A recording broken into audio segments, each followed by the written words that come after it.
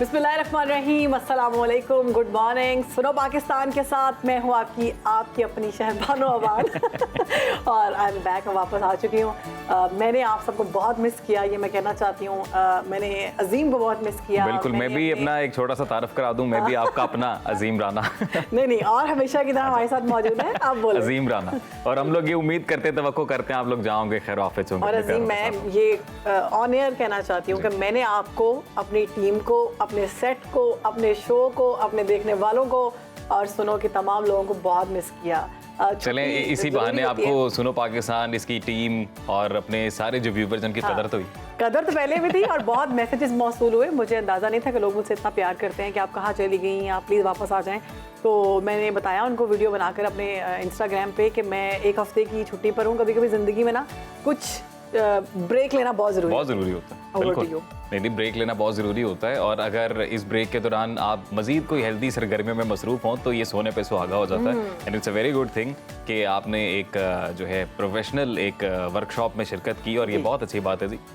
तो हम शहरबानो प्रोग्राम का बाकायदा आगाज़ करें, हम खबरें हम अपने प्रोग्राम में शामिल करते हैं हमेशा की तरह। तो आज प्रोग्राम के आगाज़ में आपको बताते हैं जी कि शहदाए करबला के चहलम के हवाले से दुनिया भर में आज शहदाए करबला का चहलम नहायत अकीदत व एहतराम से मनाया जा रहा है। और इस मौके पर मुल्क के दो मुख्तलिफ शहर हैं, वहाँ पर जुलूस निकाले जाएंगे, सबीलों का एहतमाम किया जाएगा, अलम जुलजना और ताज़िए बरामद किए जाएंगे। इसके अलावा कराची में चहलम शहदाए करबला के जुलूस की सिक्योरिटी के लिए सख्त इंतजाम किए गए हैं। बिल्कुल। और जुलूस की गुजरगाहों के एतराफ़ की सड़कें और गलियाँ कंटेनर्स रख कर बंद कर दिए गए हैं, जबकि शहर के मुख्तलिफ इलाकों में रात से ही मोबाइल फ़ोन सर्विस भी बंद होना शुरू हो गई। और अजीम, करबला मोहल्ला का अगर जिक्र किया जाए तो वहाँ पर भी आज ही चहलम मनाया जा रहा है। आज ही के दिन वहाँ पर शहदाए करबला इमाम हुसैन अलैहिस्सलाम का चहलम जो है वो है वहाँ पर। और अगर हम बात करें पाकिस्तान की तो सिंध हुकूमत ने आज शहदाए करबला के चहलम पर कराची, हैदराबाद, लाड़काना, सखर और खैरपुर समेत सिंध के बड़े शहरों में मोबाइल फ़ोन सर्विस मुअत्तल करने का ऐलान किया है।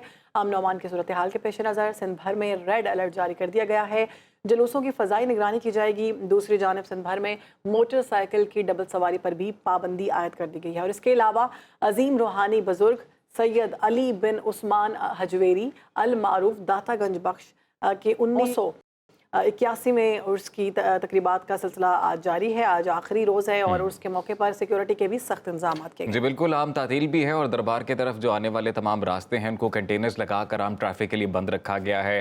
ट्रैफिक के लिए मुतबादल रास्ते और गुजरगाहें जो हैं वो ओपन हैं और उसकी तमाम डिटेल्स आप नाज़रीन को मिल भी जाती है। और पंजाब हुकूमत की जानिब से उसके मौके पर आज 26 अगस्त बरोज़ पीर आम तातील का ऐलान भी इसी वजह से किया गया है ताकि मुल्क भर में जो सिक्योरिटी है उसको बरकरार रखा जा सके। बिलखसूस शहरी लाहौर की अगर बात की जाए तो वफाकी वज़ीर दाखिला मोहसिन नकवी ने दातागंज बख्श रहमतुल्लाह अलैह के मज़ार पर हाज़िरी दी, चादर पोशी की, फूल रखे। वफाकी वज़ीर दाखिला ने दाता दरबार की ताज़ीन और आयश के प्रोजेक्ट का भी मुआयना किया और ये जो विजुअल्स हैं वो भी अपनी टेलीविजन स्क्रीन पर आप अजीम आज के दिन के हवाले से दुआ करेंगे कि पाकिस्तान के लिए रहमतें और बरकतें लेकर आए और पाकिस्तान जो है वो बहुत मुश्किल हालात से गुजर रहा है, मुश्किल हालात से गुजर जाए। तो अब कुछ बात कर लेते हैं मौसम की। मौसम के हवाले से लाहौर का अगर मौसम बात की जाए तो ज़्यादा गर्म है, क्योंकि मैं इस्लामाबाद में रही। इस्लामाबाद में बहुत खूबसूरत प्लेजेंट मौसम रहा। वहाँ पर ह्यूमिडिटी नहीं है, मसला सिर्फ ह्यूमिडिटी का है। लाहौर में बहुत ज़्यादा ह्यूमिडिटी है। तो महकमा मौसमियात के मुताबिक मानसून की एक और ताकतवर स्पेल की वजह से आज से पंजाब और सिंध समेत मुल्क के मुख्तलिफ इलाकों में मूसलाधार बारिशों का इम्कान है। बारिशों का सिलसिला 31 अगस्त तक जारी रहेगा। मूसलाधार बारिश के बाद सिंध के नशेबी इलाके ज़ेरे आब आ सकते हैं, जबकि इस दौरान समंदर में भी तुगयानी रहेगी। बिल्कुल, और महकमा मौसमियात ने सिंध और बलोचिस्तान के माही गिरों को 27 से 30 अगस्त तक समंदर में ना जाने का मशवरा दिया है। दूसरी जानिब PDMA ने पंजाब में भी मजीद मानसून बारिशों का अलर्ट जारी किया है। डेरा गाजी खान, मुल्तान, बहावलपुर डिवीजन में सैलाब का खतरा है। इसके अलावा लाहौर, गुजरांवाला, रावलपिंडी, मुल्तान, फैसलाबाद, साहिवाल और गुजरात में भी बारिशें मुतवक्के हैं। तो ये जी मुल्क भर में मौसम की सूरत हाल है। जो अपडेट्स हैं, जो एडवाइजरी है महकमा मौसमियात की, वो हमने आपके साथ शेयर की है। तो अगेन जो कुछ प्रिकॉशनरी मैयर्स आपको अपनाने होते हैं जब हैवी स्पेल हो मानसून का, जब बारिशें ज़्यादा हों, और वो यही हैं कि एक तो अगर मखदूश इमारतों के आसपास आप मौजूद हैं तो आपने उनके करीब नहीं जाना है ताकि कोई खुदा न खासा नाखुशगवार वाक़या पेश ना आ सके। और दूसरा ये भी कि अगर आप गीले हैं बारिश की वजह से तो बिल्कुल इलेक्ट्रिकल वायर्स से आपने दूर रहना है, क्योंकि ऐसे में भी करंट लगने का खतरा जो है ना सैलाब भी चीज़ों को मद्देनजर रखते हुए सैलाब का खदशा जाहिर किया जा रहा है और अलर्ट भी जारी कर दिया गया है कि बारिश की वजह से सैलाब आ सकता है। तो दुआ ये करते हैं कि बारिश जो है ये ज़हमत ना बने, रहमत ही हो। तो आगे बढ़ते हैं, आगे जी बढ़ के बिल्कुल, बाल के मैदान में। क्रिकेट की बात करते हैं जी। क्रिकेट के मैदान से डिसअपॉइंटिंग न्यूज़ है जी, और Sad। वही वैसे हुआ एक जिसका अरसे से- डर था। एक अरसे से अगर हम बात करें तो खबरें ऐसी ही आ रही हैं हाँ, क्रिकेट के हवाले से तो जो है ना वो हमें डिसअपॉइंट ही कर डिसअपॉइंटिंग खबरें आ रही हैं जी। वहमो गुमान में भी नहीं था जो हुआ है जी। और खबर ये है कि जनाब बांग्लादेश ने अपनी 23 साला टेस्ट क्रिकेट हिस्ट्री में पहली बार पाकिस्तान को उसी के होम ग्राउंड में 10 विकेटों से शिकस्त देकर Sad। तारीख रकम की है। और ग्रीन जो शर्ट्स हैं उनकी बॉलिंग और बैटिंग दोनों ही शोबे में वो नाकाम नजर आए हैं। मेहमान टीम ने 30 रन का हदफ बगैर किसी नुकसान के पूरा किया और यूं 2 टेस्ट मैचेस की सीरीज में बांग्लादेश को 1-0 की अब बर्तरी हासिल हो चुकी है। बिल्कुल, तफसीलात की अगर बात करें तो बांग्लादेश ने पाकिस्तान के 448 रन के जवाब में पहली इनिंग्स में 565 रन बनाकर 117 रन की बढ़तरी हासिल की है। बांग्लादेश के मुशफिक और रहीम ने 191 और शादमान इस्लाम ने 93 रन बनाकर बांग्लादेश को मैच में वापसी दिलाई है। और उधर पाकिस्तान समेत पाकिस्तानी टीम दूसरी इनिंग्स में सिर्फ 146 रन बनाकर ढेर हो गई और बांग्लादेश के शकीबुल हसन ने 3 और मेहदी हसन ने 4 विकेटें हासिल की। खेल के आखिरी रोज बंगाल टाइगर्स ने 30 रन का हदफ बासानी बगैर किसी नुकसान के हासिल कर लिया, जबकि मुशफिक और रहीम मैच के बेहतरीन खिलाड़ी करार पाए। दूसरी तरफ कप्तान शान मसूद ने नाकामी का मलबा पिच पर डाल दिया। मैच के बाद गुफ्तगू में उन्होंने ये कहा कि पिच को समझने में थोड़ी सी गलती हुई है, तो उस पर हमने देखा कि लोगों का रद्द-ए-अमल भी आया कि आप लोगों को कोई पिच समझ में नहीं आती। ना सिर्फ ये, आपने मुल्क में रहते हुए आपको अपनी पिच का नहीं पता, बाहर जाएं तो भी पिच के मामलात होते हैं, तो ये पिच थोड़ा समझ लें उसके बाद खेलने हैं। बल्कि तो अपने ही प्लेयर ने उसने क्या नाम है, नसीम शाह ने क्रिटिसाइज किया है पिच को कि जिस तरह की जो पिच थी वो वाकई अनप्रेडिक्टेबल रही। और शायरबानो गलतियां जो हुई उनमें एक बड़ी गलती हुई, प्रॉपर स्पिनर्स कोई इन्होंने नहीं खिलाए टीम में। और अगेन हमने दूसरी तरफ जब देखा बांग्लादेश के स्पिनर्स ने 7 विकेटें ली, दो उनके बॉलर्स ने, और लेने के देने पड़ गए जी। शान मसूद ने मैच में स्पिनर ना खिलाने की गलती को खुद भी तस्लीम किया। और फवाद चौधरी ने चेयरमैन पीसीबी को यानी मोहसिन नकवी साहब को थोड़ा सरकास्टिक वे में कहा है कि सर ये जो परफॉर्मेंस है ना ये सिर्फ आपका भी है, ये सिर्फ आपका भी उन्होंने कहा ये आपके विजन की वजह से सब कुछ हो सका है और हो भी सकता है मजीद अगर आप अपना विजन बेहतर करें तो कोशिशें तो की जा रही है कि जी टीम को बेहतर किया जा सके। और अगर हम पीसीबी के जो चेयरमैन हैं मोहसिन नकवी साहब, उनके बारे में बात करें तो अजीम उन्होंने कहा कि मेजर सर्जरी करेंगे। अभी तक कोई मेजर सर्जरी हमें दिखाई मेजर सर्जरी वही हुई कि कोचेस चेंज कर दिए गए, कुछ मैनेजमेंट में उन्होंने तब्दीलियां की। पड़ा इससे खिलाड़ियों को क्या फर्क पड़ सकता है ना। बात ये है कि शायरबानो अगर वो अचानक से कोई छेड़छाड़ करते तो भी खबर बन सकती थी कि जी अगर हमेशा से परफॉर्मेंस दिखाई है किसी एक सीरीज में या किसी एक मैच में अगर नहीं दिखाई तो आप इतने थैंकलेस हो जाते हैं। तो अगर आपको थोड़ा सा हिस्टोरिकल फैक्ट्स हम बताएं वो ये भी है कि जी बांग्लादेश और पाकिस्तान के दरमियान जो इससे पहले हैं वो 12 टेस्ट मैचेस खेले जा चुके हैं, जिनमें से पाकिस्तान ने 11 बार फतह अपने नाम की, जबकि एक टेस्ट ड्रॉ हुआ था। और ये अभी जो रिसेंटली एक टेस्ट जो 13वां खेला गया उसमें बांग्लादेश ने कामयाबी हासिल की। तो ये जी हमारी ओवरऑल क्रिकेट की सिचुएशन। परफॉर्मेंस दिए ना उससे ज्यादा हमने टाइम दे दिया, उनको तो नहीं देना चाहिए। प्रोग्राम की अब बात करते हैं हम बांग्लादेश भारत बांग्लादेशी अवाम से हसीना वाजिद का जो इंतकाम लिया गया उस बारे में जानते हैं। भारत के ओछे हथकंडों की बात करेंगे तो भारत की इंतहा पसंद हुकूमत इलाके अमन के लिए मुस्तकिल खतरा बनती जा रही है और मोदी सरकार कभी दरअंदाजी और कभी दहशतगर्दी की पुष्टपनाही में सरगर्म दिखाई देती है। अब मोदी हुकूमत की आबी दहशतगर्दी भी खुलकर सामने आ गई है। पाकिस्तान को आबी दहशतगर्दी का हर साल सामना करना पड़ता है, मगर हसीना वाजिद का तख्ता उलटने के बाद भारत बांग्लादेश के अवाम के खिलाफ भी खुलकर आबी दहशतगर्दी पर उतर आया है। भारत ने 30 वर्षों में पहली बार जो डैम है उसको खोलकर दरियाए गुमती में पानी छोड़ दिया है और तारीख में पहली बार बांग्लादेश का पूरा जनूब मशरकी खित्ता बदतरीन सैलाब की जद में है और सैलाबी पानी ने बांग्लादेश के 14 अजला में तबाही मचा दी है। कई गाँव और शहर पानी में डूब गए हैं, सड़कें और रेलवे लाइन्स पानी में बह गई हैं।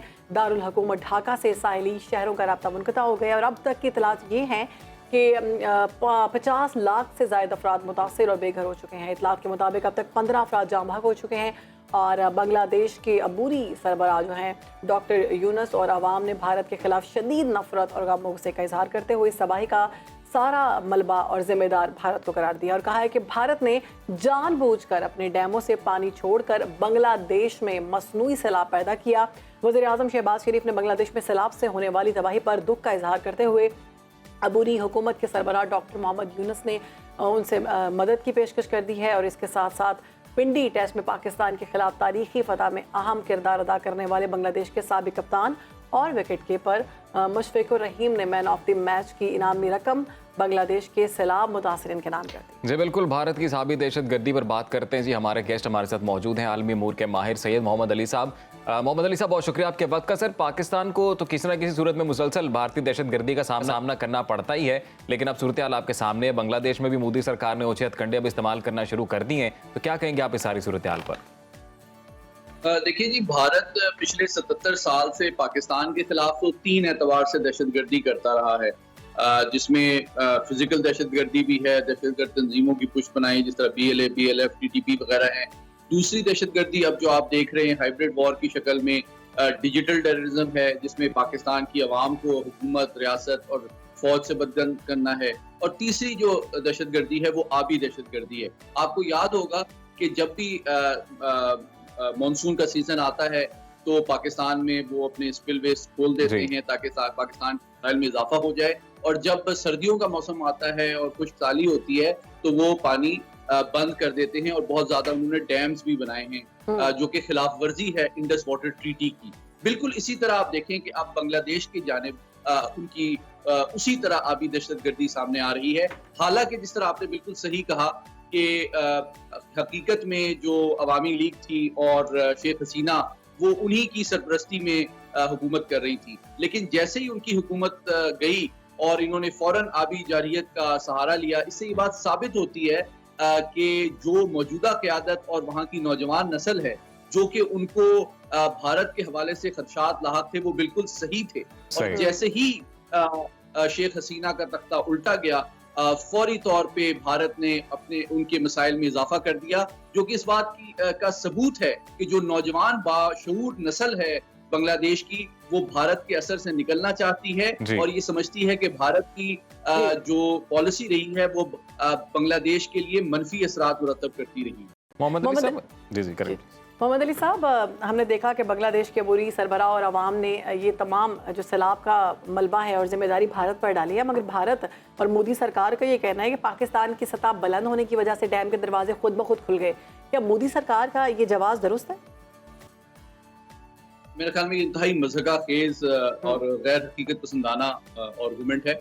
और इसका एक और पहलू ये है कि बहुत जल्द जो है, इसी तरह जिस तरह इंडस वाटर ट्रीटी पाकिस्तान और भारत की है, इसी तरह भारत और बांग्लादेश के दरमियान भी आबी वसाइल की शेयरिंग का मुआहदा है जो कि जल्द खत्म होने वाला है। लेकिन सबसे बड़ी बात जो इसमें देखने की है कि बतदरीज भारत जो है उसकी स्पेस और जो असर रसूख है वो बांग्लादेश में कम हो रहा है। वहाँ के अवाम, खुसूसन नौजवान नस्ल, उनकी नफरत आमेज पॉलिसी से यानी कि बेहतर अंदाज में आगाह हो रही है और उनके जबरदस्ताद और मुदाखलत से निकलना चाहती है। तो ये एक खुशाइन पहलू है। आप देखिए, जो नौजवान नस्ल है वो एक तरह से वो भारत नवाज पॉलिसी और नजरिया जो है उससे भी आज़ादी चाहती है। तो जो मौजूदा स्टेज है बांग्लादेश की सियासत में, ये उनकी तारीख में एक बहुत अहम मोड़ है कि अब वो बतदरीज नजरियाती एतबार से, सियासी एतबार से, पॉलिसीज के एतबार से भारत के जबरदस्ताद और असर रसूख से आज़ादी चाहते हैं। मोहम्मद अली साहब, जो other side of the picture है, जो एक काउंटर आर्ग्यूमेंट है सारी सूरत हाल का, वो ये भी है कि जी भारत अगर डैम ना खोले या स्पिलवेज अगर ना खोले तो खदशा है कि वो खुद डूब जाएगा सैलाब में, तो उसकी वजह से फिर वो पानी छोड़ना पड़ जाता है। और चूंकि अनफॉर्चुनेटली या फॉर्चुनेटली अब जो बॉर्डरिंग कंट्रीज में बांग्लादेश साथ है या पाकिस्तान साथ है, तो खुमियाजा हमें भुगतना पड़ता है। उल्टा कई बार तो ये कहा जाता है कि जी पाकिस्तान की गलती है या बांग्लादेश जैसे मुल्कों की गलती है कि वहाँ पे इनफ डैम्स नहीं है कि अगर पानी आता है तो वो उसे स्टोर कर सकें।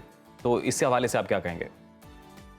नहीं, देखिए, इसमें जो मुआहिदा मौजूद है बांग्लादेश और भारत के दरमियान या पाकिस्तान और भारत के दरमियान, उसमें ये क्लियरली मेंशन्ड है कि पानी की तकसीम किस हालत में कैसे की जाएगी। तो ये आबी जारियत को एक पॉलिसी के तौर पे इस्तेमाल करना, जो लोअर राइपेरियन है उसके मसाइल में इजाफा करने के हवाले से बहुत तशवीशनाक बात है। और इसमें सबसे अहम बात ये है कि वो पहले वार्निंग भी नहीं देते, जो कि उनका एक कानूनी और सिफारती जिम्मेदारी है कि जनाब अगर हमारे पास पानी हमारे स्टोरेज कैपेसिटी से बढ़ गया है तो अगले 24 घंटे 36 घंटे में हम पानी छोड़ सकते हैं, तो आप अपने हिफाजती इक़दाम कर लें। ये एक हमले के तौर पे, मसाइल के तौर पे में इजाफा करने की पॉलिसी के तौर पे भारत इसको हमेशा राइज रखता रहा। ठीक है। मोहम्मद अली साहब, वज़ीर-ए-आज़म शहबाज शरीफ ने बांग्लादेश में सैलाब से होने वाली तबाही की अगर बात की जाए तो उनमें दुख का इजहार किया उन्होंने। उसके बाद ये कहा गया कि अब बुरी हुकूमत के जो सरबराह हैं उन्होंने पेशकश की है कि हमारी मदद की जाए। तो अगर ये पाकिस्तान की तरफ से एक गुड जेस्चर था, अगर ये मदद की जाती है तो आप समझते हैं कि हमारे ताल्लुकात बांग्लादेश के साथ बेहतर हो जाएंगे? यकीनी तौर पे जनाब, देखें, पाकिस्तान हमेशा से अपने बंगाली बहन भाइयों का खैर खा रहा है और मुखलिस रहा है। और सबसे बड़ी हकीकत ये है कि दो कौमी नजरिया और पाकिस्तान की मोहब्बत उनके दिलों में आज भी जिंदा है, जिसका सबसे बड़ा सबूत ये है कि 50 साल पर मुहित जो भारतीय प्रोपेगेंडा था पाकिस्तान फौज के खिलाफ, वो मुकम्मल तौर पे नाकाम हो गया है। और उनकी नौजवान नस्ल अब भी पाकिस्तान की जानिब मुस्बत और मोहब्बत के जज्बात रखती है।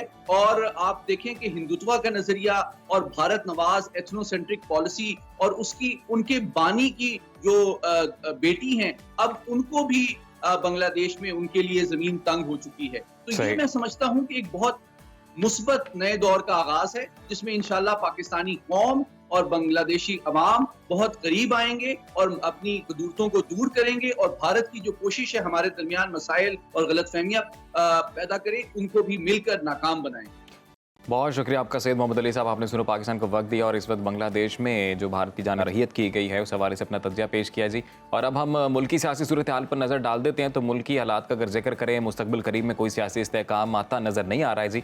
मुल्क में सियासी महाज पर अफरा तफरी दिखाई दे रही है। हुकूमत और अपोजिशन एक दूसरे को नीचे दिखाने की भरपूर कोशिशें कर रही हैं। अपोजिशन जमातें हुकूमत के खिलाफ सड़कों पर हैं, पार्लियामेंट में भी टफ टाइम देने की तैयारियाँ की जा रही हैं। PTI में इस्लामाबाद के बाद अब लाहौर में 27 अगस्त को होने वाले जलसे से मुतल्लिक इबहाम और तजाद राय जो है वो सामने आ रही है। जलसे के इनेकाद के हवाले से सूबाई क़यादत शदीद इख्तलाफात का शिकार दिखाई दे रही है। शौकत बसरा ये कहते हैं जी कि लाहौर का जलसा मुलतवी कर दिया गया है, मगर PTI सेंट्रल पंजाब के सीनियर नायब सदर अकमल खान ये कहते हैं कि हमने जलसा मुलतवी नहीं किया है, जलसा हर सूरत होगा और मुकर्ररा तारीख पर होगा। दूसरी जानिब बानी PTI ने तहरीक इंसाफ के अंदर जो इख्तलाफात बढ़ रहे हैं उनका नोटिस लिया है और ज़राए का ये बताना है जी कि साबिक सदर डॉक्टर आरिफ अलवी की सरबराही में कमेटी कायम की गई है जो इख्तलाफात के खात्मे के लिए 1 हफ्ते में अपनी तजावीज़ देगी। और आपको साथ ही साथ ये भी बताते हैं जी कि वज़ीर दिफा ख्वाजा आसिम ने कहा है कि तहरीक इंसाफ में इख्तलाफात वाज़े हो रहे हैं। PTI अपनी नाकामी की वजह से जलसे मनसूख कर रही है, अपनी खिफत मिटाने के लिए इदारों के खिलाफ जाली बयानियाँ बना रही है। तो इस तमाम सूरत हाल पर बात करें, बिल्कुल बात करेंगे। हमारे साथ मौजूद हैं तज्जियाकार हैं सलमान आबिद साहब। बहुत शुक्रिया आपके वक्त का सलमान साहब। PTI ने तारीखी यूटर्न लेते हुए पहले इस्लामाबाद का जलसा मुलतवी किया, अब 27 अगस्त को लाहौर में होने वाले जलसे से मुतालिक मुतज़ाद बयान सामने आ रहे हैं। कोई कहता है कि जलसा होगा, कोई कहता है कि जलसा नहीं होगा। तो PTI के रहनुमा जो हैं ये इतने आपस में क्या डिस्कनेक्ट है और तजादात की वजह क्या है? देखिए, जो इस्लामाबाद का जलसा पोस्टपोन हुआ है उसमें तो हुकूमत की और इस्टेब्लिशमेंट की रजामंदी शामिल थी और हुकूमत और इस्टेब्लिशमेंट ने एक सहूलतकारी का फरीजा भी अंजाम दिया और आजम सवाती को जेल में इमरान खान से मुलाकात के लिए सुबह 7 बजे भेजा ताकि इमरान खान को कायल किया जा सके कि वो जलसा मनसूख कर दे सिक्योरिटी तनाजुर में। तो ये जलसा PTI से ज्यादा खुद हुकूमत और इस्टेब्लिशमेंट की ख्वाहिश थी कि वो पोस्टपोन हो जाए। अब उसके मुकाबले में 8 सितंबर का जलसा जो है वो अनाउंस किया गया है। अब देखना यह है कि क्या ये जलसा मुनक्कद होता है या नहीं होता, या यहाँ पर भी कोई नया यू टर्न लिया जाएगा। लेकिन एक बात तो वाज़ेह है कि PTI के अंदर भी काफी ग्रुप बंदी है और इसी ग्रुप बंदी की बिना पर अब डॉक्टर आरिफ अलवी को एक कमेटी का सरबराह बनाया गया जो पार्टी के अंदरूनी इख्तलाफात के हवाले से अपनी तजावीज़ जो है वो चेयरमैन साहब इमरान खान को पेश करेंगे। तो अभी इसी तरह लाहौर के जलसे में भी शौकत बसरा साहब ने ऐलान किया है कि वो जलसा पोस्टपोन किया जा रहा है और अब सारी तवज्जो जो है वो 8 सितंबर के जलसे पे होगी। तो अब ये सारी तवज्जो का मरकज जो है वो 8 सितंबर का जलसा है और देखना होगा कि ये जलसा होता है, हुकूमत और इंतजामिया और इस्टेब्लिशमेंट की तरफ से उनको ग्रीन सिग्नल मिलता है, क्योंकि क्लियरेंस तो मिल गई है, NOC तो मिल गया है जलसे का। लेकिन अब आखिर में होता यह है कि जलसे की पहले इजाजत मिल जाती है अदालतों के जरिए, हुकूमत के जरिए, लेकिन जलसे से 1 दिन पहले या 2 दिन पहले फिर सिक्योरिटी का इशू बनाकर जलसा पोस्टपोन करने की रिक्वेस्ट की जाती है या जलसा करने नहीं दिया जाता। तो अब ये आंख मचोली का खेल जो हुकूमत, एस्टेब्लिशमेंट और मुकामी इंतजामिया समेत PTI के दरमियान चल रहा है, अब देखते हैं कि 8 सितंबर को इसका नतीजा क्या निकलता है और क्या PTI 8 सितंबर को एक बड़ा जलसा करने में कामयाब होती है या नहीं। सलमान आबिद साहब, अभी आपने बोला कि जो जलसा मंसूख किया पीटीआई की जानिब से वो किया गया इस्टेब्लिशमेंट और हुकूमत की वहाँ पर, क्योंकि लॉ एंड ऑर्डर सिचुएशन ऐसी थी जिसके बायस आजम सवाती को भेजा गया और बैरिस्टर गौहर को गालिबन भेजा गया बानी पीटीआई से बात करने के लिए अडयाला जेल में। लेकिन अलीमा खान ये कहती हैं, और उनकी एक मुबैना तौर पर ऑडियो कॉल भी गर्दिश करती रही सोशल मीडिया पर, वो भी सबने सुनी। उनका ये गिला था जी कि बानी पीटीआई जो है वो कोई फैसला नहीं करते, बल्कि पीटीआई की जो अब क़यादत है वो खुद से फैसला करती है और नाम बानी पीटीआई का लगा दिया जाता है। नहीं, इमरान खान ने तो खुद ऐलान किया है, अखबार नवीसियों से गुफ्तगू करते हुए अदालत के अंदर उन्होंने खुद कहा है कि उनके पास पीटीआई के लोग आए थे और सिक्योरिटी के इशू को बुनियाद बनाया गया था, जिसकी बुनियाद पर उनको ये फैसला करना पड़ा, ताकि उनको डर था या खदशा था कि शायद कोई नया 9 मई का वाकया इस तरह से पैदा कर दिया जाए जो पीटीआई के लिए नई मुश्किलात पैदा करेगा। तो इमरान खान ने तो खुद एतराफ किया है कि वो जलसा उन्होंने खुद पोस्टपोन किया है। अलबत्ता उन्होंने अब ये कहा है कि 8 सितंबर का जलसा किसी भी सूरत में पोस्टपोन नहीं होगा। तो इसलिए पीटीआई की जो क़यादत है उसने इमरान खान की मशावरत के बाद और इमरान खान के हतमी फैसले के बाद ही ये जो जलसा है ये पोस्टपोन किया था। अच्छा, ये भी सलमान आबिद साहब के क्या अभी जो मौजूदा क़यादत है और उनमें जिस तरह से डिवीजन नज़र आ रही है, आपको क्या लग रहा है कोई बड़ा जलसा कर पाएंगी पीटीआई? और अगर ये जलसा करने में कामयाब होती है तो सर उसका मकासद क्या होंगे उसके? देखिए, जलसा तो बड़ा हो जाएगा क्योंकि पीटीआई इस वक्त एक पॉपुलर पार्टी है, लोग इमरान खान के साथ हैं और खास तौर पे केपीके में उनकी गवर्नमेंट है, तो केपीके से बहुत बड़ी तादाद उस जलसा गाह में आएगी और यही डर था हुकूमत को और इसी वजह से हुकूमत और एस्टैब्लिशमेंट उस जलसे को पोस्टपोन करना चाहते थे। तो जलसे का बड़ा होना या ना होना ये कोई इतना बड़ा गैर अहम नहीं होगा, जलसा बड़ा ही होगा। अलबत्ता इस जलसे से मकसद ये हासिल होगा कि पहली दफा पीटीआई पंजाब से केपीके से बाहर कोई बड़ा जलसा करने में कामयाब होगी, क्योंकि अभी तक तो उसको जलसा करने की इजाजत नहीं मिल रही। और अगर ये जलसा हो जाता है तो फिर इससे नए जलसों की जो इम्कानात हैं वो भी पैदा हो जाएंगे और पीटीआई एक पॉलिटिकल एक्टिविटी के तौर पर एक्टिव हो सकती है। और मकसद इसका यही है कि एक बड़ा दबाव डालना है हुकूमत पर, एस्टैब्लिशमेंट पे, और ये साबित करना है कि पीटीआई आज भी पॉपुलर जमात है। और अगर जलसा एक बहुत बड़ा होता क्योंकि है जो हुकूमती जमात बिलखसूस मुस्लिम लीग नून है, उनके जो अहम वुज़रा हैं, उनकी जानिब से ये कहा जा रहा है जी कि इंटेलिजेंस इत्तलात हैं, रिपोर्ट्स ऐसी हैं कि ये जो जलसा करने की कोशिश की जा रही है जलसा नहीं है, बल्कि ये धरना या एहतजाज में तब्दील किया जाएगा और बांग्लादेश से मुतासिर होकर उस जैसी कोई सूरत हाल बनाई जाएगी। देखिए, वो इजाजत जो है उन्होंने एनओसी हासिल कर लिया है। पीटीआई की क़यादत वजाहत कर चुकी है कि ये जलसा होगा, चंद घंटों पे मुहित होगा और धरना नहीं होगा, और इसी गारंटी की बुनियाद के ऊपर ही उनको एनओसी जारी किया गया है। अब गुजरा क्या कहते हैं वो तो एक अलग बहस है, क्योंकि गुजरा तो हमेशा से यही कहेंगे जो वो कह रहे हैं। लेकिन अगर पीटीआई ने उस फैसले की खिलाफ वर्जी की जो जिस बुनियाद पर उनको एनओसी मिला, तो फिर वो पीटीआई के खिलाफ मुकदमा बनेगा ना।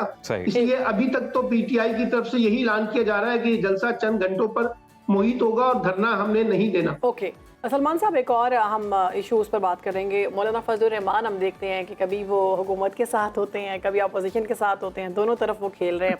सदर से मुलाकातें हो रही हैं उनकी, और हम देख रहे हैं कि पीटीआई जो है ना वो कोशिश कर रही है तकरीबन 6 माह से ग्रैंड अपोजिशन अलायंस बनाने की, मगर ऐसा बनाने में अभी तक कामयाब नहीं हुई। और पीटीआई की जानिब से मौलाना को साथ मिलाने के लिए भी कोशिशें सरगर्म हैं। तो क्या समझते हैं कि मौलाना साहब क्या चाह रहे हैं बेसिकली? देखिए, मौलाना विकेट के दोनों तरफ खेल रहे हैं। जहां उनको बड़ा सियासी फायदा मिलेगा वो वहां चले जाएंगे। उनकी कोई सियासत किसी असूल की बुनियाद पे नहीं है। उनका वाहिद असूल जो है वो इक़्तिदार की सियासत में इन रहना चाहते हैं। इसीलिए आसिफ अली जरदारी साहब भी उनके पास गए हैं कि अगर पार्लियामेंट में कोई मजबूत बंदूक का तोहफा दिया है, तो बंदूक का तोहफा जो दिया गया है ये किस बात की अलामत है? देखिए, बात यही है ना कि हुकूमत चाहती है कि किसी भी सूरत में जेयूआई जो है इमरान खान के इत्तेहाद का हिस्सा ना बने और उनको वो ऑक्सीजन ना दे ह्यूमन रिसोर्स का, जो किसी बड़ी तहरीक का नतीजा बन सके। तो कोशिश उनकी यही है कि इमरान खान से और फजलुर रहमान के दरमियान कोई राब्ता मुमकिन तौर पे ना हो सके, ना वो कोई तहरीक बना सके।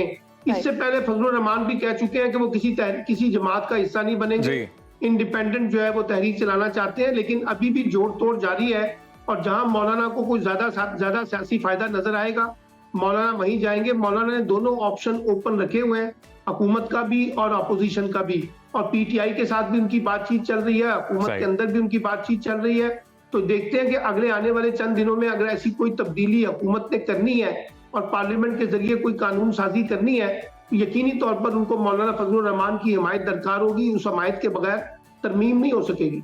यही सवाल है सलमान आबिद साहब के भी मुश्तरका इजलास बुलाया गया है सेनेट और कौमी असम्बली का आज और कल, तो क्या इतलात हैं आपके पास? कोई ऐसी इतला है कि क्या वाकई कोई कानून साजी की जाएगी?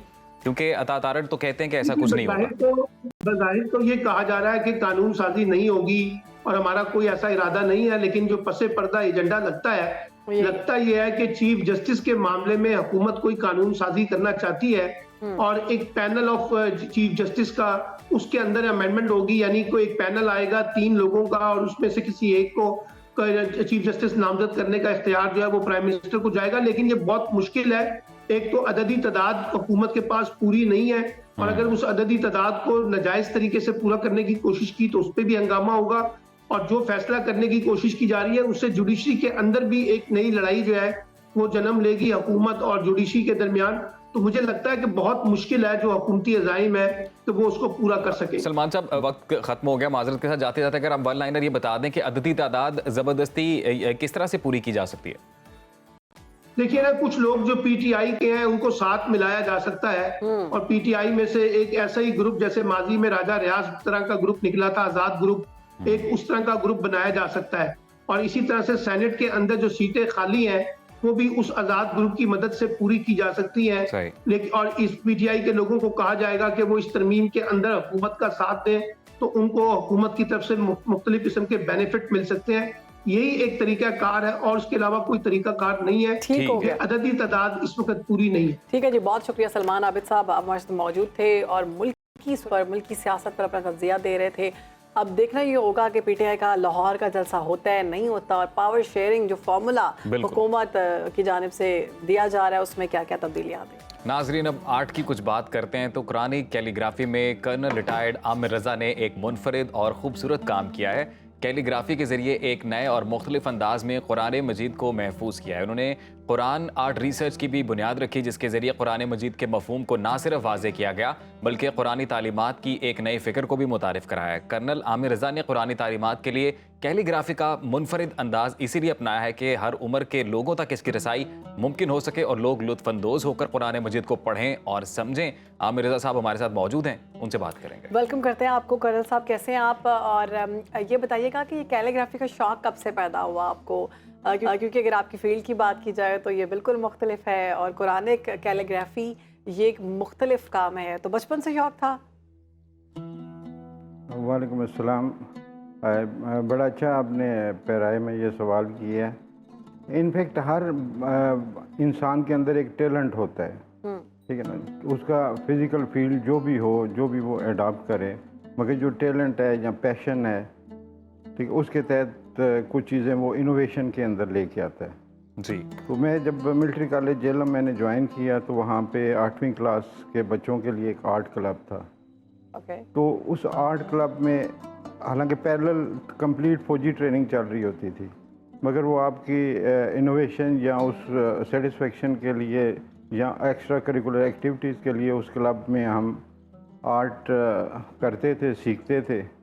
तो वहीं से ही इस चीज़ का बेसिक स्टार्ट वहाँ से हुआ। जो पहला ख्याल ये था कि कुरान मजीद को इतना खूबसूरत करके लिखा जाए कि लोग इसकी तरफ माइल हों, और फिर रफ्ता रफ्ता उसी रिसर्च के अंदर चीज़ें जो से इनोवेशन के अंदर आती गई जी, और ज़्यादा बेहतर और आसान फहम मामला मेरी अपनी ज़ात के लिए भी होता गया और लोगों के लिए भी। तो कर्नल साहब, माशाल्लाह से कितना अरसा हो गया आपको इस आर्ट में काम करते हुए, स्पेसिफिकली कैलीग्राफी करते हुए बताइएगा, और दूसरा ये कि कितनी बड़ी कलेक्शन है अभी आपके पास? जी, इस काम को करते हुए अगर आप देखें तो मैं जो 8वीं क्लास की बात कर रहा हूँ कि आर्ट क्लब से वो स्टार्ट है, तो मुझे ये काम करते हुए ऑलमोस्ट आप कह लें कि 30 इयर्स प्लस हो गए हैं माशाल्लाह, कि उसी ख्याल के ऊपर चलते हुए। और अल्हम्दुलिल्लाह अभी मैंने 4थी दफ़ा कुरान मजीद ख़त्म किया है इसी आर्ट फॉर्म में।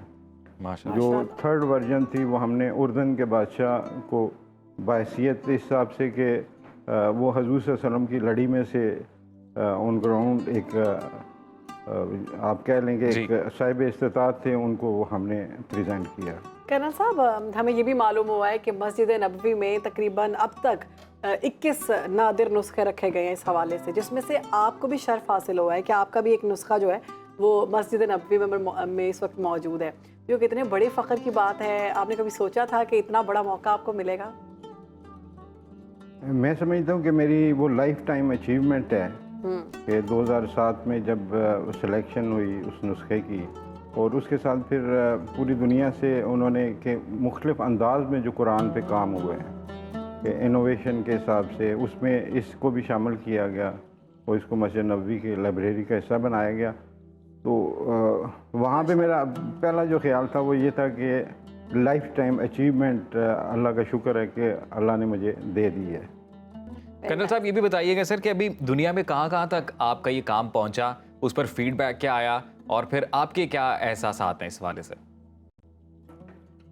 आप अगर देखें ना कुरान का तर्जमा, उससे कम्युनिकेशन, ठीक है ना, उसमें ख़ास तौर पे जो कलर्स और वर्ड की कंस्ट्रक्शन है वो इस तरीके से इस्तेमाल की है कि जो लैंग्वेज बैरियर है वो ख़त्म हो जाता है। सही। कि आर्ट और कलर जो से हैं वो कंस्ट्रक्शन ऑफ वर्ड्स वो एक मीडियम बना लेते हैं हर उस शख्स के लिए जिसकी मादरी ज़बान अरबी नहीं है, तो उसको उसी की ज़ुबान में थोड़ा सा आइडिया देते हैं या थोड़ा सा वो कंसंट्रेट करता है अल्लाह ताला के उस आयत के ऊपर कि हमने कुरान पढ़ना तुम्हारे लिए आसान कर दिया है, तुम में कोई तदब्बर करने वाला, सोचने वाला। तो उस हिसाब से बड़े इंटरेस्टिंग फीडबैक थी। बड़े लोगों ने इस काम को यूटिलाइज़ भी किया, स्पेशली कि जो कुरान को ज़ुबानी याद करना चाहते हैं, हिफज करना चाहते हैं, उनके लिए एक बहुत बड़ी एडेड एडवांटेज है। कर्नल साहब, वैसे जो भी शख्स दुनिया में आर्ट को प्रैक्टिस करता है बाकायदा तौर पर, या एक आर्टिस्ट की हम बात करते हैं तो उसकी सबसे बड़ी कमाई एप्रिसिएशन ही होती है।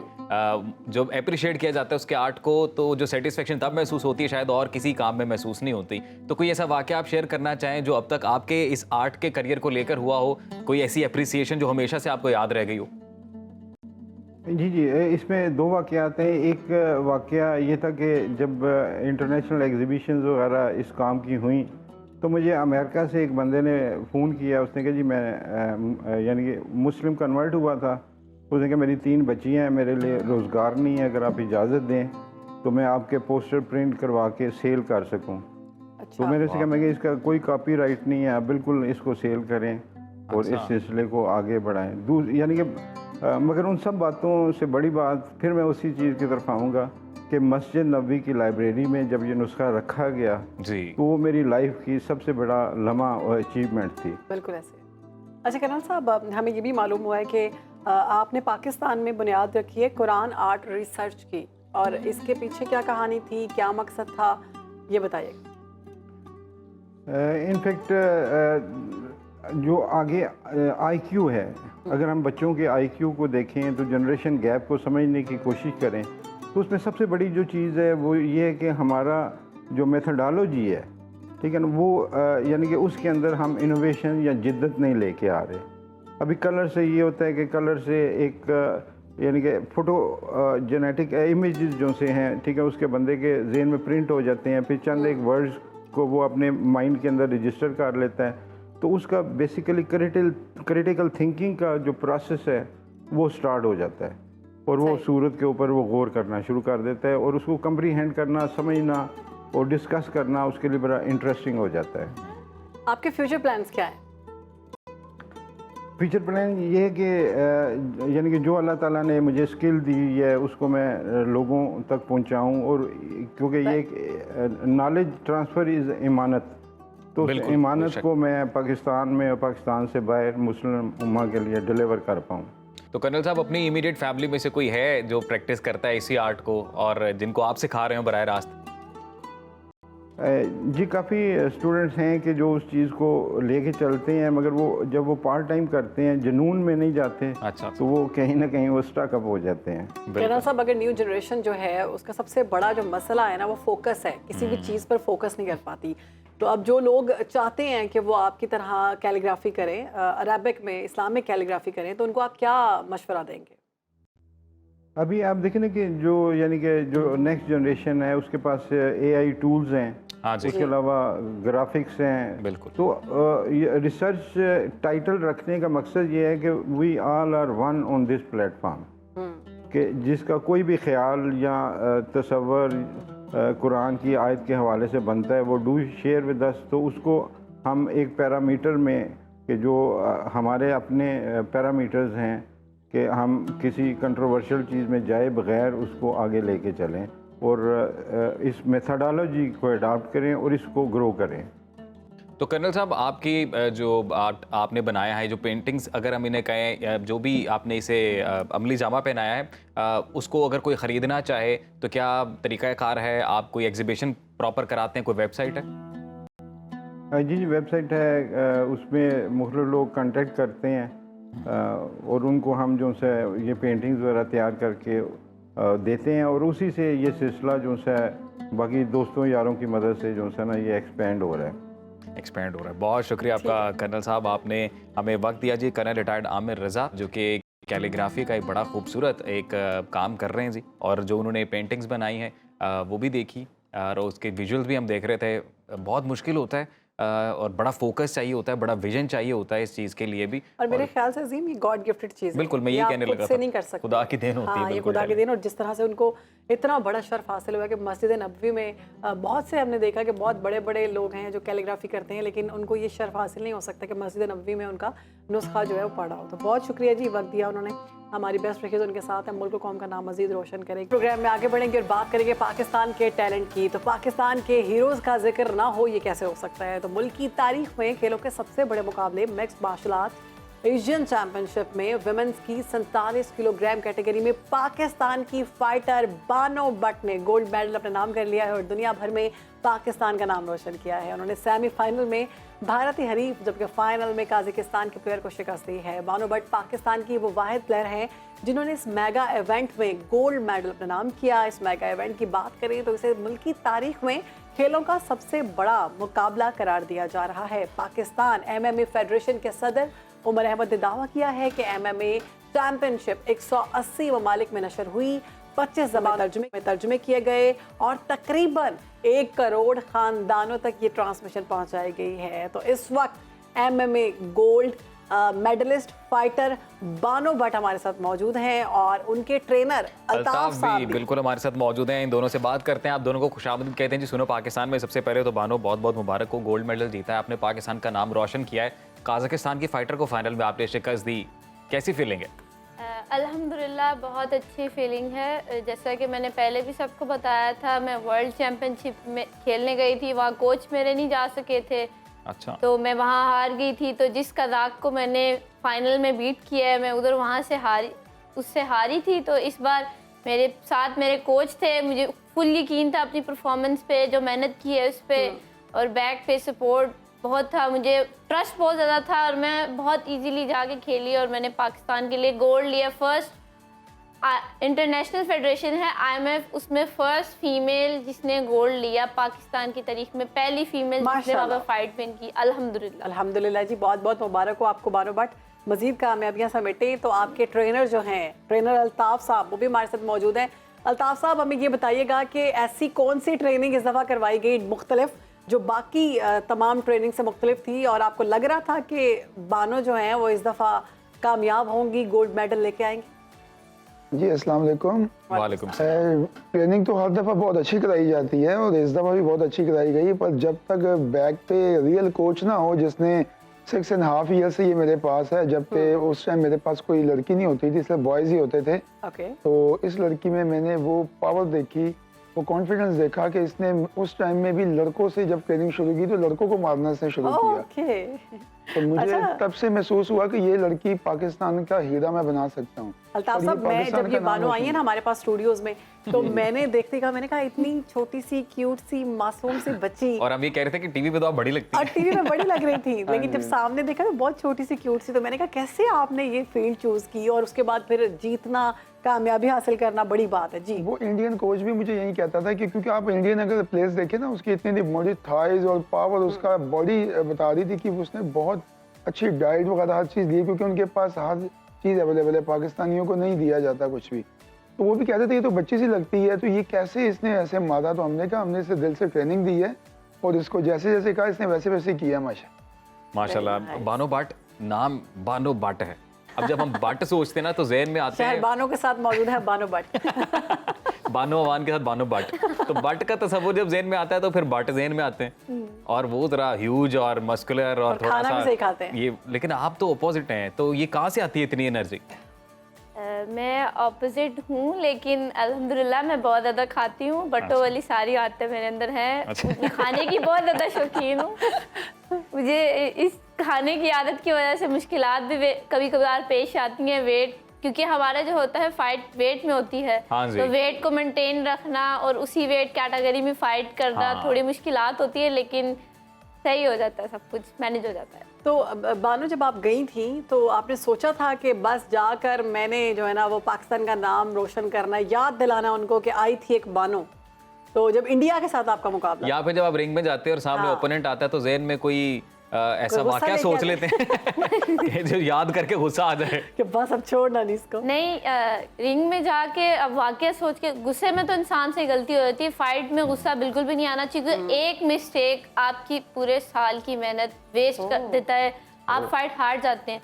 तो जब मैं रिंग में गई थी, मुझे एक दो चीज़ें थी वो मैंने माइंड में रखी। एक था मेरे पीछे बैक पे कोच, दूसरा पाकिस्तान का फ्लैग, और थर्ड ये कि कुछ बहुत से पाकिस्तान में मतलब ऐसे थोड़े से लोग थे जिन्होंने अंडर एस्टिमेट किया था मुझे, मेरे कोच को, कि ये अभी फिर तो जाएगी, फिर हार जाएगी। जवाब दे दिया उनको? हाँ, तो मैंने अच्छा खासा जवाब दे दिया। मैंने कहा मैं और मेरे कोच जहाँ पे एक साथ होंगे, आपका परफॉर्मेंस नज़र आएगी और आप देखेंगे कि मैं क्या करके आई हूँ। और अल्हम्दुलिल्लाह उन सब लोगों को अब पता चल गया है कि बानो भट्ट और उसके कोच कौन है, और अल्हम्दुलिल्लाह हमारी मेहनत नहीं रही है। अल्ताफ साहब, आपसे ये जानना चाहते हैं, आप करियर के बारे में कुछ बताइएगा, इस जर्नी के बारे में बताइएगा। कितने रेसलर्स आप प्रॉपर ये मिक्स्ड मार्शल आर्ट्स में लोगों को आप ट्रेन कर चुके अब तक?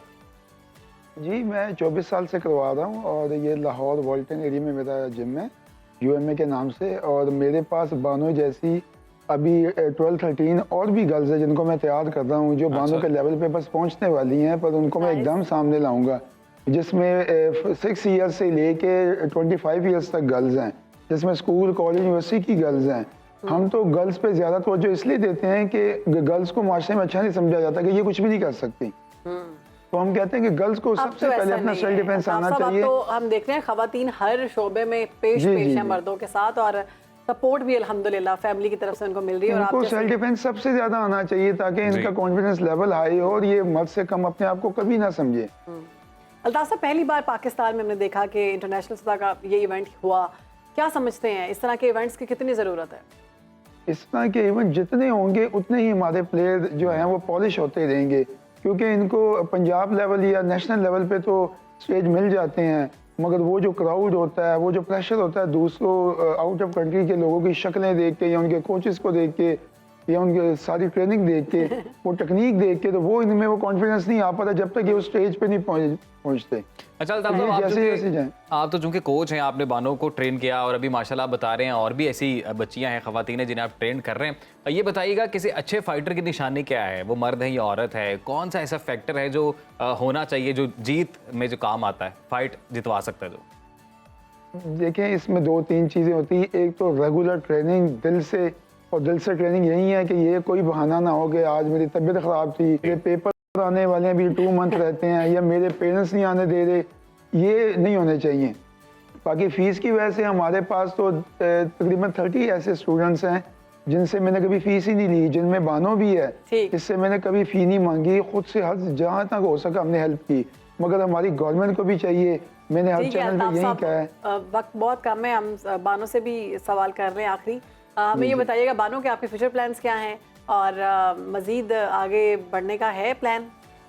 मेरे फ्यूचर प्लान्स बहुत ज़्यादा लंबे हैं और हाई हैं, क्योंकि आगे मैं चाह रही हूँ कि मुझे सपोर्ट किया जाए, पूरा पाकिस्तानी अवाम, CM मरियम नवाज़ साहिबा भी सपोर्ट मुझे करें, क्योंकि आगे साउथ एशियन चैम्पियनशिप आ रही है इंडिया में, एशियन इंडोर गेम्स आ रही है जिसमें मेरी सिलेक्शन हुई है जिजित्सु में, और वर्ल्ड चैंपियनशिप आ रही है IMF की। तो मैं चाहूँगी उसके लिए मुझे स्पॉन्सर चाहिए। आप चाह रहे हैं गवर्नमेंट जो है वो आपको सपोर्ट करे, पाकिस्तान स्पोर्ट्स बोर्ड भी? थोड़े से गवर्नमेंट सपोर्ट कर दे, प्राइवेट जो कंपनी है वो भी मुझे सपोर्ट करें, इंशाल्लाह मैं उनको निराश नहीं करूँगी, क्योंकि आगे वर्ल्ड चैम्पियनशिप है जिसकी अभी एशियन में मैंने गोल्ड लिए, इंशाल्लाह वर्ल्ड में भी लूँगी, क्योंकि उसके लिए मुझे मेरे कोच के साथ होने की ज़रूरत है और कोच के लिए मुझे स्पॉन्सर चाहिए। तो मेरी सबसे रिक्वेस्ट है कि वो वेरी नाइस बानो, हमारी दुआएं आपके साथ हैं जी। आप इसी तरह नाम रोशन करें, पाकिस्तान का आगे बढ़ते जाएं और अरबाब इख्तियार तक जो हमारी आवाज़ है इस प्रोग्राम के तवज्जो से वो भी पहुंच चुकी है या पहुंच जाएगी वेरी सून। और इंशाल्लाह आपके लिए एक बेहतरीन जो स्पॉन्सर है, बल्कि हुकूमत पाकिस्तान और हुकूमत पंजाब बिलखसूस जो है वो डेफिनेटली कोई ना कोई इकदाम उठाएंगे। और आप हमारी हीरो हैं, ये हमेशा याद रखिएगा। पाकिस्तान का नाम रोशन किया, मजीद हर प्लेटफॉर्म पर जाकर रोशन करें। नाजरीन, अब महंगाई की बात करते हैं। मुल्क में महंगाई की सूरत हाल कुछ यूँ है जी कि इदारा शुमारियात ने हफ्तेवार बुनियादों पर महंगाई की रिपोर्ट जारी की है और इस रिपोर्ट के मुताबिक एक हफ्ते के दौरान महंगाई की शरह में 0.34% कमी रिकॉर्ड की गई है, जिसके बाद हफ्तेवार बुनियादों पर महंगाई की सालाना शरह 21.31 पर आ चुकी है। और रिपोर्ट में मजीद ये बताया गया है कि गुज़िश्ता एक हफ्ते के दौरान 18 अशिया सस्ती 12 महंगी हुई, जबकि 21 अशिया की कीमतों में इस्तेहकाम रहा। और दूसरी तरफ एक और अहम खबर ये है जी कि वफाकी हुकूमत ने मुल्क भर में यूटिलिटी स्टोर्स बंद करने का शहरबानो फैसला किया। बहुत ही अफसोसनाक खबर है ये। यूटिलिटी स्टोर्स इंतजामिया के मुताबिक वफाकी हुकूमत ने यूटिलिटी स्टोर्स इंतजामिया को 2 हफ्ते का वक्त दिया है कि जब तक यूटिलिटी स्टोर्स पर दस्तयाब अशिया पर सब्सिडी पहले से ख़त्म हो चुकी है। उधर स्टोर बंद होने की खबर के बाद 11,000 से ज़ायद मुलाजमीन में तशवीश पाई जाती है। यहाँ आपको ये भी बता दें कि यूटिलिटी स्टोर्स अमले में 6,000 मुस्तकिल, जबकि दीगर मुलाजमीन कॉन्ट्रैक्ट और डेली वेजेस पर भर्ती किए जाते हैं। अच्छा शहरबानो, ये भी इतलात हैं क्योंकि हुकूमत की जानिब से अब एक ऑस्टेरिटी कैंपेन का ऐलान है और ये इतलात आ रही हैं कि कुछ मिनिस्ट्रीज़ भी ऐसी हैं कि जिनको शायद दूसरी मिनिस्ट्रीज़ के साथ इमर्ज कर दिया जाए ताकि जो अखराजात हैं उन्हें कंट्रोल किया जा सके। यहाँ पर जिनके कोई खातिर खा रिजल्ट्स नहीं आ रहे उन्हें बंद ही कर दिया जाए। इस परेशान हाल और इस गरीब आवाम के लिए सब्सिडी जो मिलती थी यूटिलिटी स्टोर्स की सूरत में वो ख़त्म की जा रही है। तो ये बहुत शहरबानो, क्योंकि ये जो यूटिलिटी स्टोर्स हैं, ये जो कॉरपोरेशन है जिनके अंडर ये आते हैं, वहाँ पर काफ़ी जो मैल प्रैक्टिसेस रिपोर्ट हो रही थी कि वहाँ पर भी सही तरीके से उस कॉरपोरेशन को रन नहीं किया जा रहा था। लेकिन ये बात आपकी दुरुस्त है कि सब्सिडाइज्ड जो फूड है या सब्सिडाइज जो अशाए ज़रूरियाँ हैं वो यहाँ से मिलती रही हैं। लेकिन ये ख़बरें स्टार्टिंग में बिल्कुल आई थी कि जी जो यूटिलिटी स्टोर्स हैं उन्हें मुकम्मल तौर पर बंद कर दिया जाए। लेकिन अब इतलात ये हैं कि अब ये टास्क दिया गया है काबीना को या मुजरा को कि इनको रीस्ट्रक्चर किया जाए या किसी तरीके से रीवैम्प किया जाए तो ताकि जो इसमें खामियां हैं इस पूरे सिस्टम में उसको दूर किया जा सके। और साथ ही साथ एक और अहम खबर ये भी है कि वुज़रा को ये भी जो है मना किया गया है कि वो जो नई गाड़ियां हैं वो ना खरीदें, नई गाड़ियां ना खरीदें, अखराजात को कम करें, क्योंकि अभी वैसे तो उनकी मराद बढ़ा दी गई हैं। आपको जो आपकी बिल रही थी टिकट्स, फ़ज़ाई टिकट्स, वो बढ़ा दी गई हैं। वो आपकी पिछले साल से लेकर अगले साल तक रीइंबर्स भी हो सकती हैं। सब कुछ आपका बिल्कुल ये बजट में पता नहीं है, समझ नहीं आ रही। ये मरातें बहुत बढ़ाई जा रही हैं और यहाँ पर आगे कहा जा रहा है कि ज़रा बजट कम करें।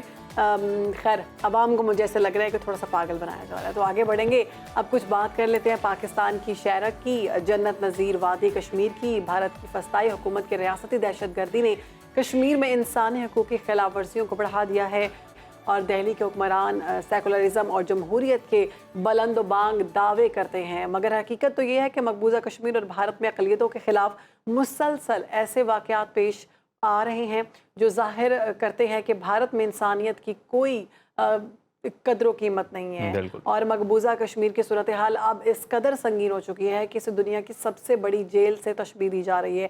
5 अगस्त 2019 को भारत ने मकबूजा कश्मीर की खसूसी हैसियत ख़त्म कर दी और भारतीय शहरियों को मकबूजा कश्मीर में ज़मीन ख़रीदने की इजाज़त दी गई थी। कश्मीर को 2 यूनियन टेरिटरीज़ में तकसीम किया गया और 40 लाख से ज़ायद भारतीय शहरियों को कश्मीर का डोमिसाइल भी जारी कर दिया गया। जी बिल्कुल, मकबूजा कश्मीर में इजहार राय पर सख्त पाबंदियाँ हैं जी और कई सहाफ़ियों को गिरफ्तार भी कर लिया गया। बेगुनाह लोगों को हरासा किया जाता है, उनके बैरून मुल्क सफ़र करने पर पाबंदियाँ आयद हैं। इन हालात में भारतीय इलेक्शन कमीशन की जानिब से मकबूजा जम्मू कश्मीर में कमोबेश 10 साल बाद इंतखाबात कराने का ऐलान किया गया है, जिसे मकबूजा कश्मीर के अवाम भारत की एक और भौंडी चाल करार दे रहे हैं। इन तमाम हालात पर बात करने के लिए हमारे साथ मौजूद हैं जी आज़ाद जम्मू कश्मीर के मिनिस्टर ऑफ फिशरीज सरदार जावेद अयूब साहब। सरदार साहब बहुत शुक्रिया सर।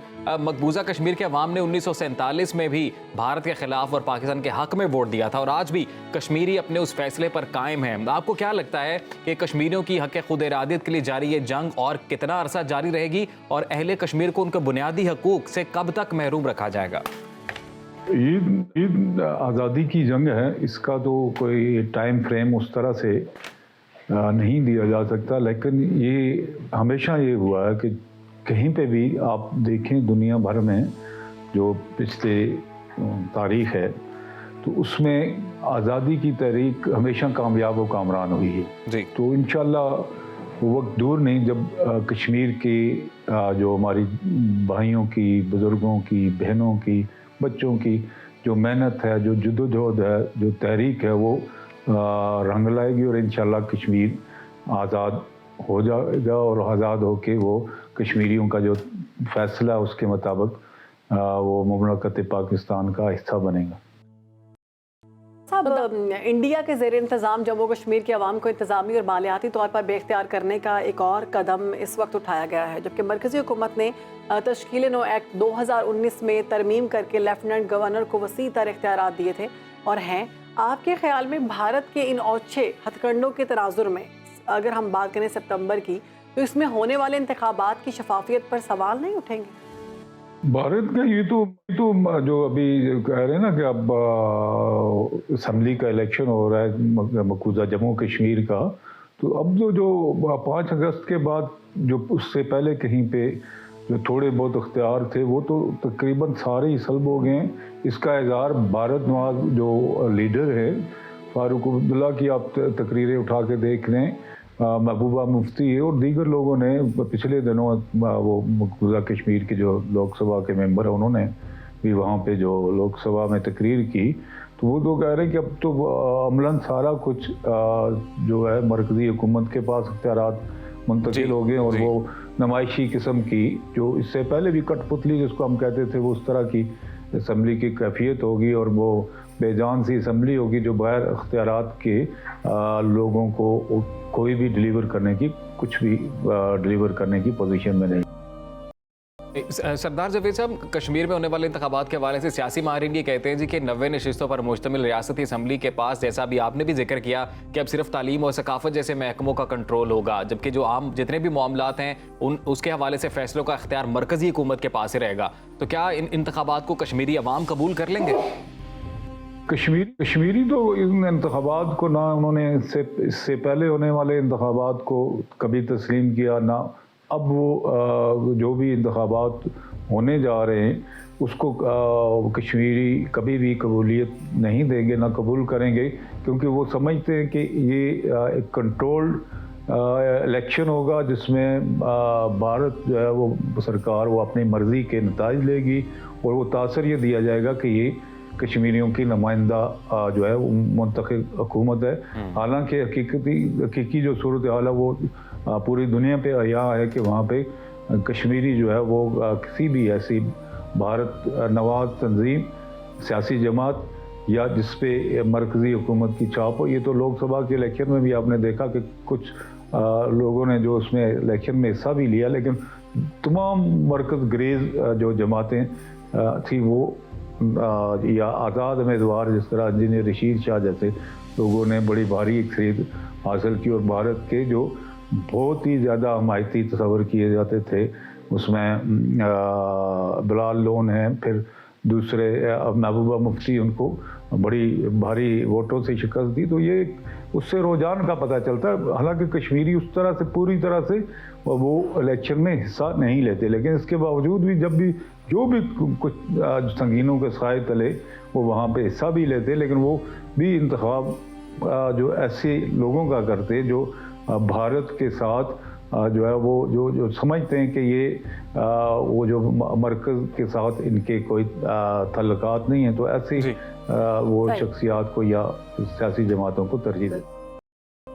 सरदार जावेद साहब, नेशनल कॉन्फ्रेंस के सरबराह और साबिक वज़ीर आला उमर अब्दुल्ला ने चंद बरस पहले इंडियन मीडिया पर ऐलान किया था कि वो आर्टिकल 370 बहाल होने तक इंतखाबी अमल से दूर रहेंगे। दूसरी तरफ पीपल्स डेमोक्रेटिक पार्टी, जब ये 5 अगस्त का वाक़या हुआ जो 370 और 35A का, तो उसके बाद ये इन जमातों ने एक डिक्लेरेशन जारी किया एक मीटिंग करके, जिसका गफ्कार डिक्लेरेशन के नाम से, जिसमें महबूबा मुफ्ती भी थी, नेशनल कॉन्फ्रेंस और दीगर जमातें जो वहाँ के दावेदार हैं।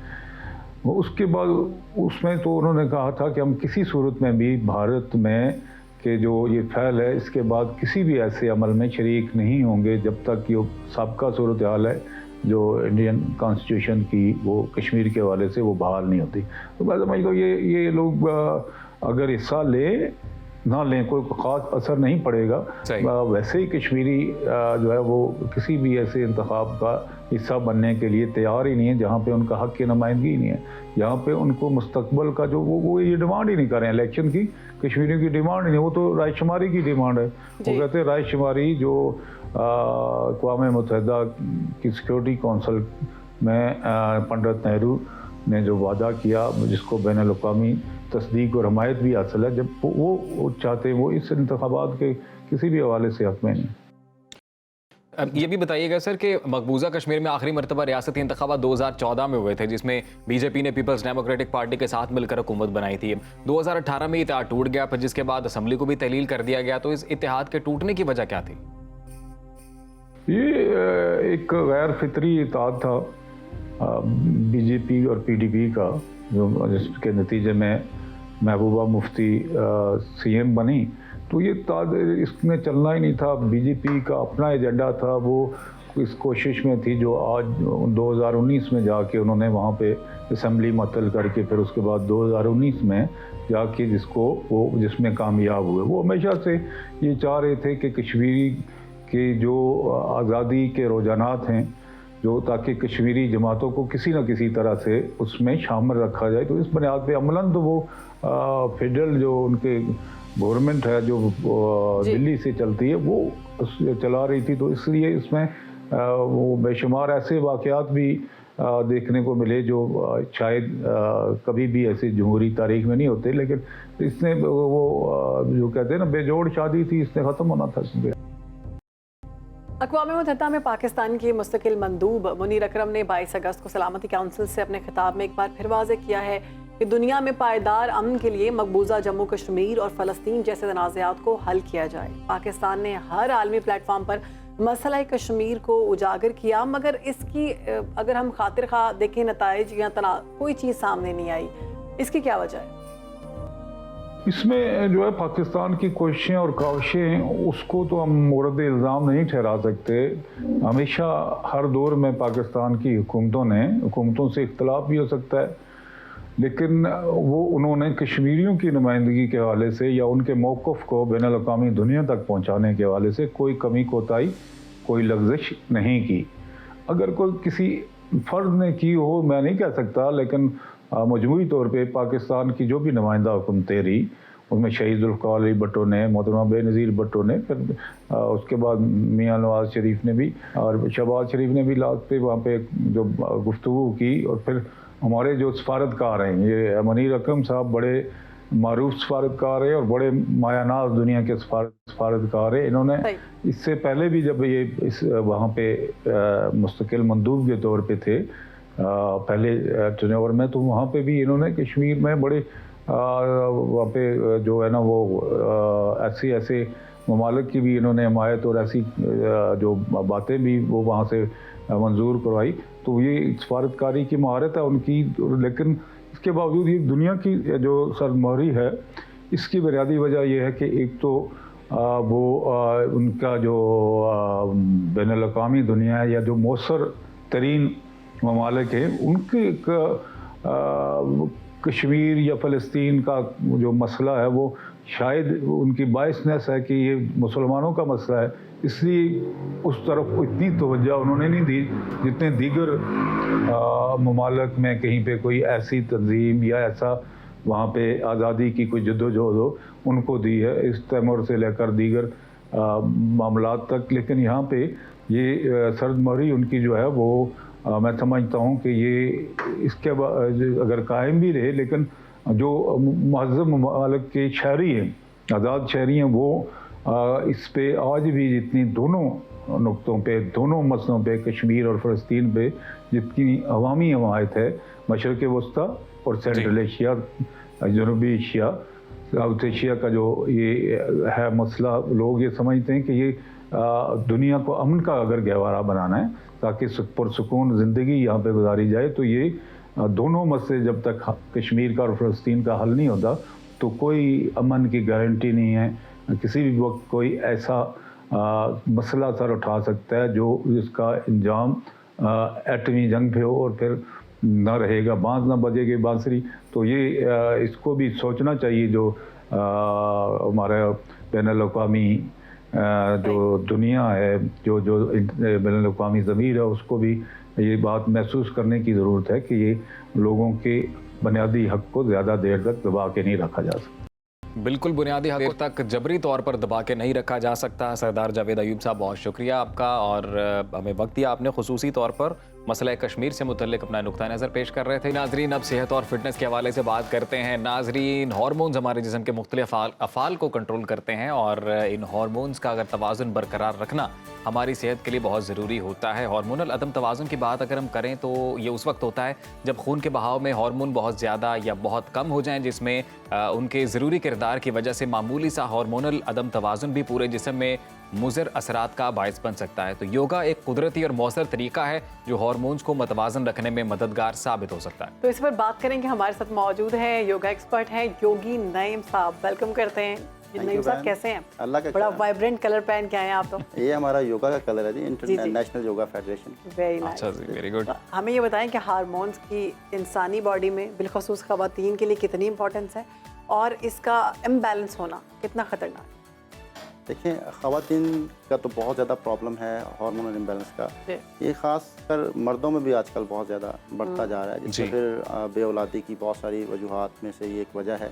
अच्छा। और हार्मोन्स का बैलेंस ना होना, इसकी बहुत सारी वजूहात हैं, लेकिन एक ऐसी वजह है जिसके ऊपर काम नहीं हो रहा। वो ये है कि हार्मोन्स डिस्टर्ब तब होते हैं जब आप फिज़िकली कहीं पे हों और मेंटली कहीं और हों, क्योंकि ये आपके दिमाग की तरफ से जो है वो एक सिक्रेशन है। आपके देखिए दो सिस्टम हैं, एंडोक्राइन सिस्टम और एक्सोक्राइन सिस्टम। एंडोक्राइन सिस्टम वो है जो आपका जो है वो डायरेक्ट ब्लड में आपके जो है दिमाग से जो है वो केमिकल्स रिलीज होते हैं, और एक्सोक्राइन सिस्टम जो आपका ऑर्गन टू ऑर्गन्स आपके जो सिक्रेशन होती है, जैसे आपके पेंक्रियाज हैं, जैसे आपके इस तरह मुख्तलिफ ऑर्गन्स जो आपस में अटैच हैं। तो इसकी जो कोऑर्डिनेशन योगा ये कहता है कि जब तक इंसान फिजिकली जहाँ पे काम कर रहा है मेंटली उसमें इन्वॉल्व नहीं होगा तो ये प्रॉब्लम होगा, हार्मोन्स इम्बैलेंस होंगे। फिजिकली जैसे हम काम कर रहे हैं और अगर हम मेंटली इसमें इन्वॉल्व नहीं होते ये कोऑर्डिनेशन ख़राब हुई इंसान की, जिससे ये प्रॉब्लम बढ़ता जा रहा है। आपने देखा ये प्रॉब्लम बढ़ता जा रहा है जैसे जैसे इंसान जिद्दत के साथ अटैच हो रहा है, मुख्तलिफ टेक्नोलॉजीज़ के साथ आप अपने आप को अटैच कर रहे हैं, आप ईजी हो रहे हैं, तो उससे क्या हो रहा है कि आप मेंटली डिसऑर्डर की तरफ जा रहे हैं। मेंटली आप अपनी बॉडी के साथ अटैच नहीं है। आज का इंसान जहाँ फिजिकली मौजूद है मेंटली मौजूद नहीं है। हाँ जी, जहाँ बैठा होता है वहाँ मेंटली नहीं होता, कुछ और ही ख्यालात चल रहे होते हैं। तो अगर आप ये कोऑर्डिनेशन को बेहतर कर लें तो हार्मोनल इम्बैलेंस बेहतरी की तरफ आना शुरू हो जाता है। बाकी योगा में इसके ऊपर बहुत सारी ऐसी चीज़ें हैं, जैसे मुद्राज हैं, ब्रीदिंग्स हैं। हम ब्रीदिंग की बात करते हैं तो ये बेसिकली वही जो बात हम करते हैं कोऑर्डिनेशन। तो आप ब्रेन को बैलेंस करना है। आपके जो ब्रेन की बॉडी के साथ अटैचमेंट किस ब्रीदिंग के साथ हो सकती है, वो है भरामरी प्राण। भरामरी प्राण तो बहुत सारी हैं। जी प्रांस तो बहुत सारी नहीं प्रॉन्स नहीं प्रॉन्स अच्छे होते हैं, खाने चाहिए, मजेदार। सुबह प्रॉन्स याद आ गया। तो ये प्राण बेसिकली संस्कृत जुबान का लफ्ज है। प्राण का मतलब है वो ताकत जिसकी वजह से आप जिंदा हैं। जी। उस एनर्जी को कहते हैं जिससे आप जिंदा हैं। रूह कैसे कर सकते हैं? रूह भी का प्राण करने का तरीका, इसको बेसिकली इसका लफ्जी मतलब है गुनगुनाना। अच्छा जी। अगर मैं इसको डेप्थ में जाके आपको एक्सप्लेन करूं तो ये है भरामरी प्राण, ये है कि आप लंबा गहरा सांस लें और जो भी आपको पसंद है, वो गाना हो सकता है, कव्वाली हो सकती है, तलावत भी हो सकती है, कुछ भी जो आपको पसंद है, नात भी हो सकती है, उसको आप साथ में सुने और साथ में गाएं। वो आपकी थोड़ी ट्रेनिंग भी होगी ना, गुनगुनाएं। इससे क्या होता है कि ये आपका दिमाग जो है ना वो प्रेजेंट मोमेंट में आता है। आप सुन भी रहे हैं और आप गा भी रहे हैं, उसके साथ साथ अटैच हो रहे हैं। माइंडफुलनेस प्रैक्टिस करनी। जी माइंडफुलनेस प्रैक्टिस करनी। लेकिन इसकी ब्रीदिंग जो आम लोग करते हैं वो ये है, कान बंद कर लें और आंखें बंद करके गुनगुनाना है सांस निकालते हुए।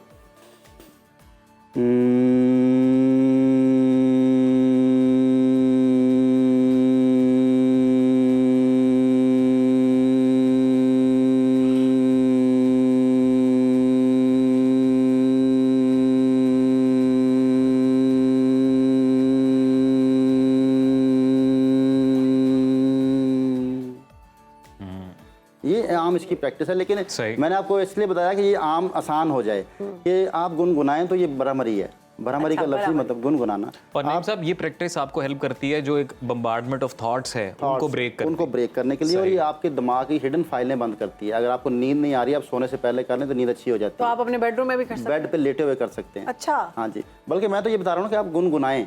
गुनगुनाएंगे तो आप सॉन्ग भी हो सकता है, आपको कोई कुछ भी हो सकता है। आप उसको सुने, साथ में सुनना भी है। ओके। हाँ, खुद से नहीं, बस गुनगुना। हाँ, खुद से गुनगुनाएंगे तो वो नहीं इफेक्ट आएगा, जो सुनने के साथ गुनगुनाएंगे तो वो इफेक्ट ज़्यादा आएगा। और एक ब्रीदिंग है ओजाई प्राण। ओजाई प्राण?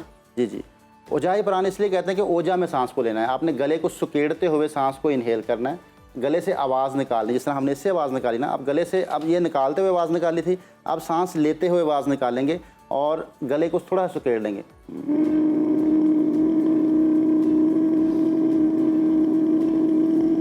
जिसे वो हम करते हैं गरारे।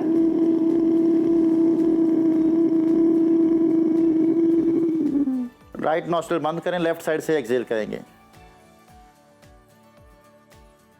दोबारा से। सही। अक्सर बच्चे कर रहे होते हैं ना ऐसा। हाँ जी।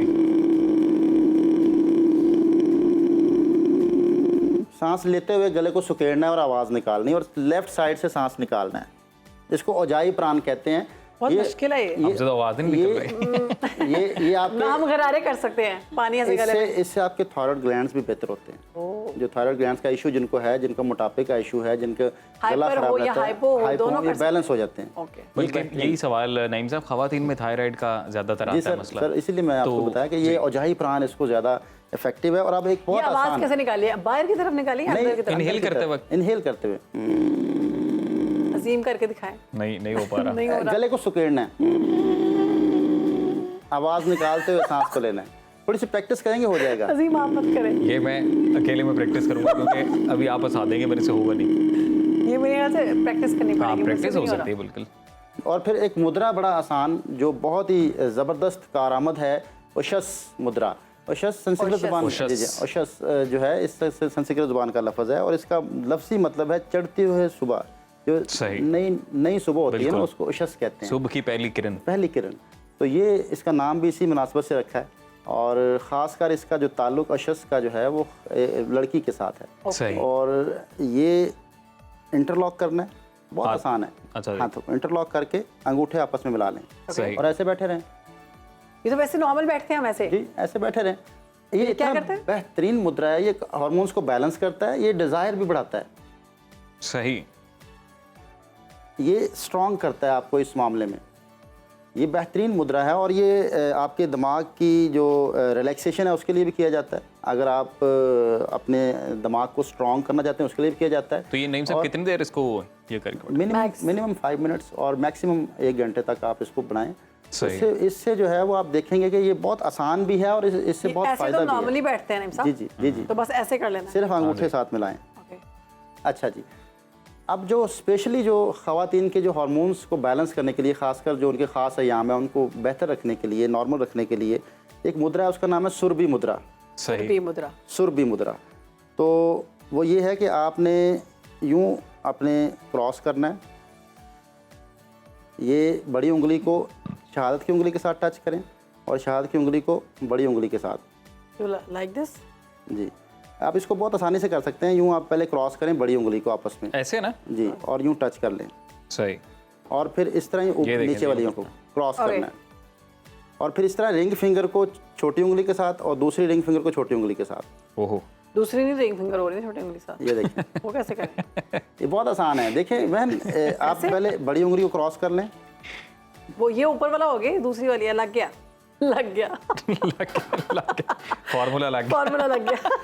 तो ये आपस में आपने पोर टच करने हैं। ओके। मेरे से नहीं हो रहा। आपके हाथ छोटे हैं। आपकी उंगलियां बराबर है। आज बराबर है, सारी बराबर है, बड़ी छोटी आई नहीं। छोटी बड़ी हो तो फिर आप अटैच कर सकते हैं। सही है। ये मैं फिर देखता हूँ आप इनकी ना वो छोटी जो छोटी फिंगर है ये ज्यादा छोटी तो सुरभि मुद्रा जी, सुरभि ये मुद्रा बहुत मुश्किल है, मैं नहीं समझ आया। लेकिन ये बैलेंस करता है हार्मोन। दोबारा बताएं। फर्स्ट इसको क्रॉस किया, बड़ी उंगली क्रॉस की, ओके, मिडिल फिंगर और ऐसे फर्स्ट वाली फिंगर को मिलाया, ओके, देन अब रिंग फिंगर को क्रॉस करें। रिंग कर दिया और अब ये मिला दिया। जी जी मिल गया। बिल्कुल आपने कर लिया है। मिल गया। जी जी जी। Yeah. नहीं, ऊपर वाली दोनों ये नहीं है, ये क्रॉस है। दोनों इंडेक्स फिंगर इकट्ठे नहीं मिलानी। नहीं। आपने दो फिंगर्स का क्रॉस करना है। हाँ, ये ऐसे दो फिंगर्स का क्रॉस करना है। Okay, I did it. ऊपर वाली 2 फिंगर्स को क्रॉस करना है और फिर नीचे वाली 2 फिंगर्स को क्रॉस करना है। अच्छा चलें, ये नहीं हो सकता तो और बहुत आसान चीज़ें हैं। अपने दोनों हाथों पे इस जगह पे आप ऑयल की मसाज किया करें। सही, दोनों हाथों पर। दोनों हाथों पे आई थिंक ऐसे था। कोई भी ऑयल लगा लें या इसको दबाते रहा करें। ये खवातीन के लिए आप बता रहे हैं ना? इतना एरिया नहीं, मर्द भी। मसाज ऑयल लगा के यहाँ पे। जी जी, आप इसको दबा भी सकते हैं इतने एरिया को, आप इस पे मसाज भी कर सकते हैं। किस लिए? इससे ये क्या होगा? हार्मोन्स को बैलेंस करने के लिए। ओह, मखसूस है यहाँ में इसको दबाएं। पेन अगर होती हो जी जी, मखसूस उसके है यहाँ में लिए तो फिर क्या करना चाहिए? उसमें ये है कि फिर आप अगर पेनफुल हैं तो उसमें बहुत आसान चीज़ है कि आप आइस क्यूब लें जी। और अपने ऐसे मुट्ठी में बंद कर लें, मुट्ठियों में बंद कर लें, दोनों हाथों में आइस क्यूब पकड़ लें और लेट जाएं और लंबे सांस लेना शुरू कर दें। ओ, ये तो वैसे ही होता है योगी साहब। 5 मिनट्स में जो है वो आपके पेन रिलीफ हो जाएगा। आइस क्यूब्स दोनों हाथों में रख जी, के। जी। क्या, कैसे? सिर्फ आइस क्यूब पकड़ने हैं। और उससे आपकी पेन खत्म हो जाएगी? बिल्कुल 5 मिनट्स में। 5 मिनट्स क्योंकि आपके हाथों में शुरू हो जाएगी ना, तो आप डाइवर्ट करना है। आप समझ गए? माइंड डाइवर्ट हो जाएगा, आपका ध्यान हाथों की तरफ आ जाएगा। नहीं, लेकिन ये ऐसी बात नहीं है, इफेक्ट करता है। ये बहुत इफेक्ट करेगा जी। इफेक्ट करता है। नहीं, वैसे ज्यादातर योगी माइंडफुलनेस की साहब टेक्निक्स mind यही है कर कि दिमाग नहीं ये एग्री करेंगे इनफैक्ट। माइंड चेंज करना होता है बेसिकली। mind- पेन में भी ऐसे होता है। डाइवर्ट करना होता है। डाइवर्ट करना डाइवर्ट करना होता है। Okay, okay, divert okay. करना। क्योंकि देखें, अभी जो इससे जितना पहले आप योगी feel साहब करते हैं, उंगलियों वाला बता रहे थे, वो जोड़ने में आपका दिमाग इतना उसके अंदर इतना लगता जुड़ है कि गया आप कि भूल जाते हैं। आप भूल जाते हैं मुझे क्या बीमारी है।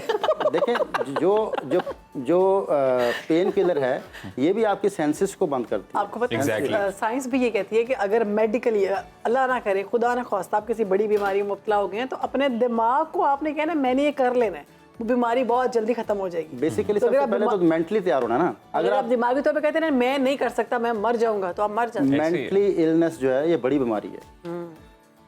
ये इसका भी जिस्मानी इलाज है? बीमारियां कुछ नहीं है। ये सारी चीज़ें जो है दिमागी तौर पर इंसान अपने एक्सेप्ट कर लेता है। जैसे बहुत सारे लोग जो है मर्ज को अपने साथ कैरी कर लेते हैं, वो कहते हैं हाँ मेरे जी। साथ है ऐसा, हाँ जी। हमें ऐसे मुझे ऐसा बिल्कुल। है, मैं क्या वो करूँ, कभी ठीक नहीं हो पाते, कैरी कर लेते हैं। तो बीमारियों को कैरी नहीं करना। या वो जो कहते हैं कि मैं नहीं बचना। लोअर ले जाओ। अगर आप पहले खुद ही ज्यूम कर लेंगे कि मैं नहीं बचना, तो फिर क्या बचोगे? तो एन लोअर ले जाओ, एन नहीं तो लाहौर वाले कहाँ जाएंगे? लाहौर वाले फिर लाहौर ही रह के मरेंगे और क्या।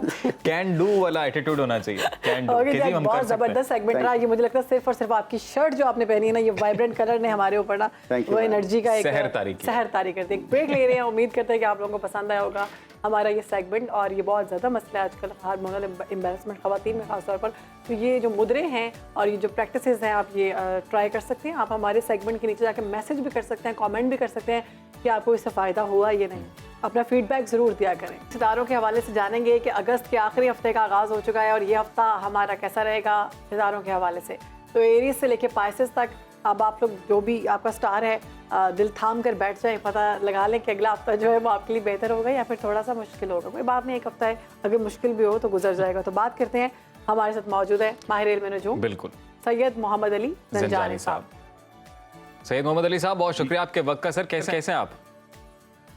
अल्हम्दुलिल्लाह, बहुत शुक्रिया। आप खरीद से दोनों ठीक हैं? जी अल्हम्दुलिल्लाह, we are good. Syed Mohammad Ali साहब बताइएगा सर, एरी से पाइसेस तक ये हफ्ता कैसा रहने वाला है? सबसे पहले एरीज की अगर बात करें तो फाइनेंशियली एतबार से इनके लिए ये वीक बहुत बेहतर अच्छा रहेगा। गुफ्तगू बोलना, दिल की बात करते हुए दिखाई देते हैं। ख़ानदानी मामलात में भी कुछ पॉजिटिविटी रहेगी। बस ये है कि अल्फाज का चुनाव सोच समझ कर करें कि अगर तारीफ़ है तो कर दें, लेकिन अगर तनकीद है तो उस वक्त करें जब दूसरा शख्स सुनने के मूड में हो। अदरवाइज यहीं से अभी आगाज हो सकता है। टॉरस की अगर हम बात करें तो टॉरस वालों का ये वीक मुस्तकिल मिजाजी, सहर अंगेज़ी, सेहत अगर उनकी ख़राब थी तो अल्हम्दुलिल्लाह ये हफ्ता शिफायाबी का भी है। रिलेशनशिप के हवाले से ये वीक इनके लिए बहुत ज़्यादा अच्छा और बेहतर रहेगा। इनका आमदन में बेहतरी रहेगी, दूसरों से काम लेने में आसानी रहती हुई दिखाई देती है। जेमिनी की अगर हम बात करें तो इनका रूलिंग प्लैनेट मरकरी आजकल रेट्रोग्रेशन का शिकार है, यानी उल्टा चल रहा है। सही। तो थोड़ा ना दिमाग भी उल्टा हो सकता है, तो पानी का इस्तेमाल बहुत ज़्यादा करें, गुस्से से जो गुरेज करें और जल्दबाजी में ना रहें कि हर मामले को अंजाम देने से पहले उसका सब्र जो करें। होमवर्क है वो मुकम्मल होना इनका बहुत ज़्यादा ज़रूरी, क्योंकि ख़र्चा बहुत ज़्यादा रहेगा, नज़र बद का शिकार हो सकते हैं, धोखाधड़ी फ्रॉड का अंदेशा भी पाया जाता है, तो उसमें भी थोड़ा सा केयरफुल रहने की ज़रूरत है। कैंसीरियंस की अगर बात करें तो कैंसीरियंस के लिए ये वीक ख्वाहिशात के एतबार से बहुत अच्छा है, मेहनत और मेहनत के सिले के एतबार से बहुत अच्छा है। गुड। बहन भाइयों के साथ अच्छे ताल्लुकात रहेंगे। वो लोग जो ऑनलाइन ट्रेडिंग करते हैं, स्टॉक शेयर्स हैं, क्रिप्टो करेंसी है, डिजिटल करेंसी है, उनमें मुनाफे की सूरत, इवन के जो भी शोबा है उसमें बहरहाल फ़ायदा रहेगा। दोस्तों से हमराज एडवाइजर्स के साथ दिल की बात करने का मौका इनको मिलेगा, मोहब्बत के मामलात भी इनके बेहतर रहते हुए नज़र आते हैं। लियो की अगर बात करें तो लियो वालों का वो लोग जो बेरोज़गार हैं उनको कोशिश करनी है, बेरोज़गार अफराद को रोज़गार इस वीक में मिल सकता है कि किसी भी काम का आगाज़ इब्तदा करने के लिए ये वीक बहुत ज़्यादा नेक साबित होगा। और वो लोग जो बैरून मुल्क जाना चाहते हैं, ट्रैवल करना चाहते हैं, इमिग्रेशन के मामलात हैं, वीज़े के हसूल के हवाले से कोई इश्यूज चल रहे हैं, उनके लिए भी खुशी हो सकती है। कुछ घरेलू जिम्मेदारियों में इजाफा रहेगा, मेहमानदारी इस वीक में इनकी हो सकती है। वर्गोस की अगर बात करें तो इनका भी रूलिंग प्लैनेट मरकरी इस वीक में चूँकि उल्टा चल रहा है, वैसे तो मुकद्दर, नसीब, वक्त, कामयाबी हर चीज़ इन पे मेहरबान है, लेकिन नहीं मेहरबान होगी तो वो एक चीज़ होगी कि दोस्तों के साथ इनके ताल्लुकात अच्छे नहीं रहेंगे और जिन चीज़ की या जिस चीज़ के पीछे ये भाग रहे होंगे वो आगे भाग जाएगी और जो नहीं चाहिए वो इनको मिल जाएगा। तो थोड़ा सा सब्र, इस्तकामत, तहम्मुल मिजाजी इनके लिए बहुत ज़्यादा इम्पॉर्टेंट है। बहरहाल रूहानियत का अंसर बहुत ज़्यादा रहेगा, दूसरों को अपने तजर्बात शेयर करने का मौका भी देंगे। फाइनेंशियली तौर पे भी ये वीक इनके लिए अच्छा है, बुरा नहीं है।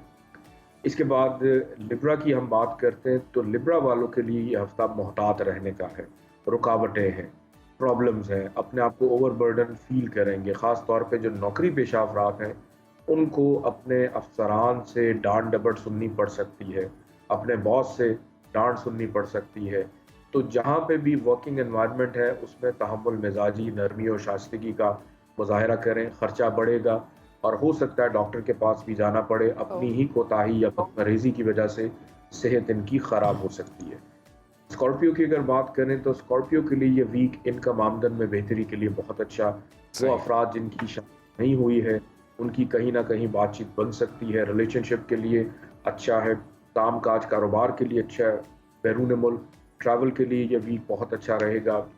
वीज़ा, इमिग्रेशन, इस हवाले से मामलात में तेज़ी, फाइनेंशियली तौर पे जैसे मैंने बताया कि बेहतर है, तो ख़रीदारी भी करते हुए कि फजूल खर्ची भी इनसे होगी इस वीक।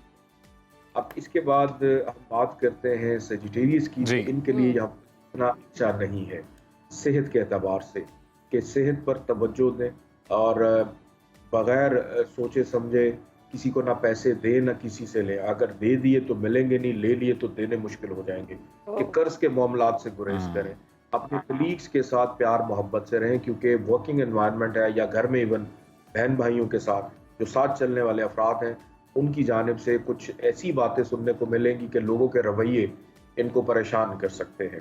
इसके बाद कैप्रिकॉर्न की बात करें तो इनका रूलिंग प्लैनेट सैटर्न जो है आजकल रेट्रोग्रेशन का शिकार है, लेकिन ये वीक इनके लिए अच्छा ज़रूर है। मोहब्बत के लिए मोहब्बत का आंसर गालिब नज़र आता है। स्टूडेंट्स के लिए भी ये वीक बेहतर रहेगा, इल्मी दिलचस्पी बढ़ती हुई नज़र आती है, किसी रूहानी महफिल में, किसी तकरीब में या किसी फ़न एक्टिविटी में शिरकत करने का मौका मिलेगा। ऑनलाइन ट्रेडिंग जो लोग करते हैं, स्टॉक शेयर्स, उनके लिए भी ये वीक बहुत ज़्यादा अच्छा। बच्चों की जानिब से खुशी मुयस्सर आएगी जो पेरेंट्स कैप्रिकॉर्न हैं उनको। इसके बाद एक्वेरियस की अगर बात करें तो इनकी घरेलू जिम्मेदारियां बढ़ती हुई नज़र आ रही हैं और कोई ना कोई ऐसी महंगी चीज़ खरीदने में कामयाब रहेंगे जो एक तवील अरसे से ये लेना चाह रहे थे। सही। और घर में मेहमानों की आमदोरफ्त का होना, तज़ीन और आइश में दिलचस्पी रहेगी। कोई ना कोई तब्दीली रूनुमा हो सकती है, जैसे नौकरी की तब्दीली के लिए कोशिश कर रहे हैं उसमें कामयाब रहेंगे, घर की शिफ्टिंग है उसमें कामयाब रहेंगे, इज़्ज़त, रिस्पेक्ट, पजीराई, तारीफ़ी जुमले सुनने को मिल सकते हैं। अगर ये गैर मुस्तकिल मिजाज हो गए तो ये सारी चीज़ें उल्टी हो सकती हैं, क्योंकि सैटर्न इनका प्लानट आजकल उल्टा चल रहा है। तो चीज़ों को अपनी तरतीब के मुताबिक लेके चलें तो प्रॉब्लम नहीं आएगी। इसके बाद लास्ट में हम स्पाइसेस की बात करें, स्पाइसेस वाले बहुत भाग दौड़ में नजर आ रहे हैं कि ना खाने का होश ना पीने का होश, अपनी जिम्मेदारियों को छोड़कर दूसरों की जिम्मेदारियां निभाएंगे, वहम वसवसे का शिकार हो सकते हैं, बहन भाइयों के साथ ताल्लुकात में इख्तलाफात हो सकते हैं और पड़ोसियों से भी इवन कुछ बातों पे बहस मुबाहिसा हो सकता है। मतवक्को है कि ट्रैवल भी रहे, चूँकि भाग दौड़ रहे तो इसके अंदर इनकी ट्रैवलिंग भी नज़र आ रही है कि अंदरून मुल्क सफ़र हो सकता है, किसी बीमार की इयादत हो जाए या किसी ज़रूरी काम के घर से। सिर्फ उन पाइसेस अफराद के लिए वीक बहुत अच्छा है जिनके छोटे बिजनेसेस हैं, तो जिनका और जो जॉब कर रहे हैं, नहीं है, जॉब कर रहे हैं या छोटे बिजनेसेस हैं, उनके लिए ये वीक बहुत ज़्यादा अच्छा रहेगा फाइनेंशियली एतबार से। तो ये तमाम साइन की सूरत हाल है। ठीक है जंजानी साहब, सियासी मंजरनामे में भी थोड़ी सी नज़र डाल दें, सियासत क्या रुख इख्तियार करती नज़र आ रही है आपको? देखिए, पाकिस्तान के जायचे में एक तो अभी सैटर्न उल्टा चल रहा है जो कि पाकिस्तान के नसीब और पाकिस्तान के जो कारोबारी हल्के उनका प्लानट है। पाकिस्तान की अदलिया कैसे आ रहा है, सियासतदानों का से आ रहा है, हुक्मरानों का से आ रहा है। तो Pakistan is going through some revolutionary के कोई इनकलाबी सूरत हाल की तरफ जा रहा है जिसका आगाज़ हो चुका है। तो पाकिस्तान की सियासत के अंदर कोई खुशी की खबर तो खैर नज़र नहीं आ रही है, इख्तलाफात की खबरें ज़रूर नज़र आ रही हैं, लड़ाई झगड़ों की खबरें ज़रूर नज़र आ रही हैं, बट कुछ होने वाला है। और नवंबर तक अभी नवंबर तक प्लैनेट्स की पोजीशन बड़ी ख़राब चल रही है। तो आपको क्या कोई प्रेडिक्शन मोहम्मद अली साहब इस टाइप की आप कर सकें अगर सितारों की चाल को देखते हुए कि जो होने वाला है, जो तब्दीली रोनुमा होती है आपको नज़र आती है, वो किस किस्म की हो सकती है? क्या कोई इंतखाबात की तरफ हम बढ़ सकते हैं या कोई नया टेक्नोक्रेटिक सेटअप है या फिर मौजूदा हुकूमती सेटअप ही जो है वो इस्तेहकाम का शिकार, मतलब इस्तेहकाम उसमें आ जाएगा? देखिए, मौजूदा सेटअप, जो आखिरी सवाल है उसका पहले जवाब देता हूँ कि मौजूदा सेटअप इस्तेहकाम नहीं आ रहा। और दूसरे नंबर पे नए इलेक्शन में इस साल तो खैर हम नहीं जा रहे, मे भी अगले साल पोजीशन मार्च के बाद बन सकती है। जो मौजूदा हुकूमत है बहरहाल जी अपना टेनोर मुझे मुकम्मल करती हुई नज़र नहीं आ रही। उसकी वजह ये कि इन्होंने जब ओथ उठाया था उस वक़्त मून इन स्कॉर्पियो यानी कमर दर अकरब के अंदर पूरी काबीना ने, प्राइम मिनिस्टर ने ओथ उठाया, तो इसके अंदर वैसे भी आयमा मासूमीन के भी फरामीन है कि कोई भी काम किया जाए तो वो कामयाब नहीं रहता, नहीं करना चाहिए, तो ये मुश्किलात हैं। तो मुझे नहीं नज़र आ रहा कि ये गवर्नमेंट जो है अपना टेनोर मुकम्मल करेगी। हो सकता है इनको जाना पड़े, को टेक्नोक्रेट आ जाए या पूरी की पूरी जो हमारी आयन है उसकी जंजानी साहब, बानी पीटीआई के हवाले से बताएं, क्या वो बाहर आते हुए दिखाई दे रहे हैं? बानी पीटीआई का जब भी मैं जायचा बनाता हूँ तो हमेशा यही मैं कहता हूँ कि उनके जायचे के अंदर जेल नहीं है, वो बैठे तो होंगे जेल में, लेकिन या तो वो अपनी मर्जी से बैठे हैं, सितंबर से उनका भी अच्छा टाइम स्टार्ट हो रहा है, तो उसके बाद जाके उनके लिए बहरहाल बाहर आ जाएंगे। अब वो बनी गाला में तो नजर नहीं आ रहे, कहीं और नजर आ रहे हैं, बाहर वो बहरहाल आ जाए। अच्छा, तो बहुत ब्रेकिंग है, ब्रेकिंग दे दिया, ब्रेकिंग न्यूज़ आपने दे दी है। बहरहाल आज के सेगमेंट के लिए शुक्रिया सैयद मोहम्मद अली जंजानी साहब, आपने अपना खसूसी वक्त निकाला, सुनो पाकिस्तान को वक्त दिया। इस हफ्ते सितारों की चाल क्या कहती है उस हवाले से बात कर रहे थे जी। और अब हम अपने प्रोग्राम में आपको सैर करा रहे हैं पाकिस्तान की। ऐसा है मेरा पाकिस्तान, खूबसूरत, बिल्कुल ये बताना भी बहुत ज़रूरी है। तो दिलकश मकामात का जब हम जिक्र करते हैं पाकिस्तान के, तो इस्लामाबाद के करीब एक तारीख़ी गांव वाक़े है जिसे दुनिया सैदपुर के नाम से जानती है, या सैदपुर विलेज कहा जाता है। मरगला की पहाड़ों के दामन में वाक़े सैदपुर उन 85 देहात में शामिल है जो इस्लामाबाद की तामीर से मुतासिर हुए थे, और इस गांव को मुग़ल दौर हुकूमत में बाज़ाब्ता तौर पर आबाद किया गया था, और यहाँ की इमारतों में उस दौर की झलक भी देखी जा सकती है। मुहक्किकीन के मुताबिक ये गांव हिंदू मत में बहुत मुतबारक जाना जाता है, क्योंकि ये कहा जाता है जी कि सैदपुर के मकाम पर संस्कृत की पहली यूनिवर्सिटी कायम हुई थी, जहाँ राम, सीता और लक्ष्मण के जो है वहाँ पर बनवास के दौरान ये लोग वहाँ पर आए थे। और इस खूबसूरत गांव में एक 3 गुंबद वाली कदीम मस्जिद भी मौजूद है, लेकिन अब पुरानी मस्जिद के साथ नया हॉल भी तामीर कर लिया गया है। तो मस्जिद के करीब 2 मंजिला इमारत में माँ संग का धर्मशाला और झांसी देवी का मंदिर भी कायम है। विजुअल्स अपनी टीवी स्क्रीन पर बिल्कुल अजीम, अब इस दफ़ा नहीं आप मुझसे पूछेंगे कि ये आपने विजिट किया कि नहीं, क्योंकि मुझे पता आपने विजिट किया है। जो जगह मैंने विजिट नहीं की होती अजीम से पूछते हैं आपने विजिट किया। बिल्कुल, अभी मैं जब गई थी तो मैं सैदपुर ये विजिट करके आई हूँ, और ये जो नज़र आ रहा है ना गुरुद्वारा, यहाँ ये बिल्कुल देख के आई हूँ, बहुत ज़बरदस्त, बहुत ही कदीम, और इसके बिल्कुल सामने ये रेस्टोरेंट बन चुका हुआ है, बहुत खूबसूरत रेस्टोरेंट।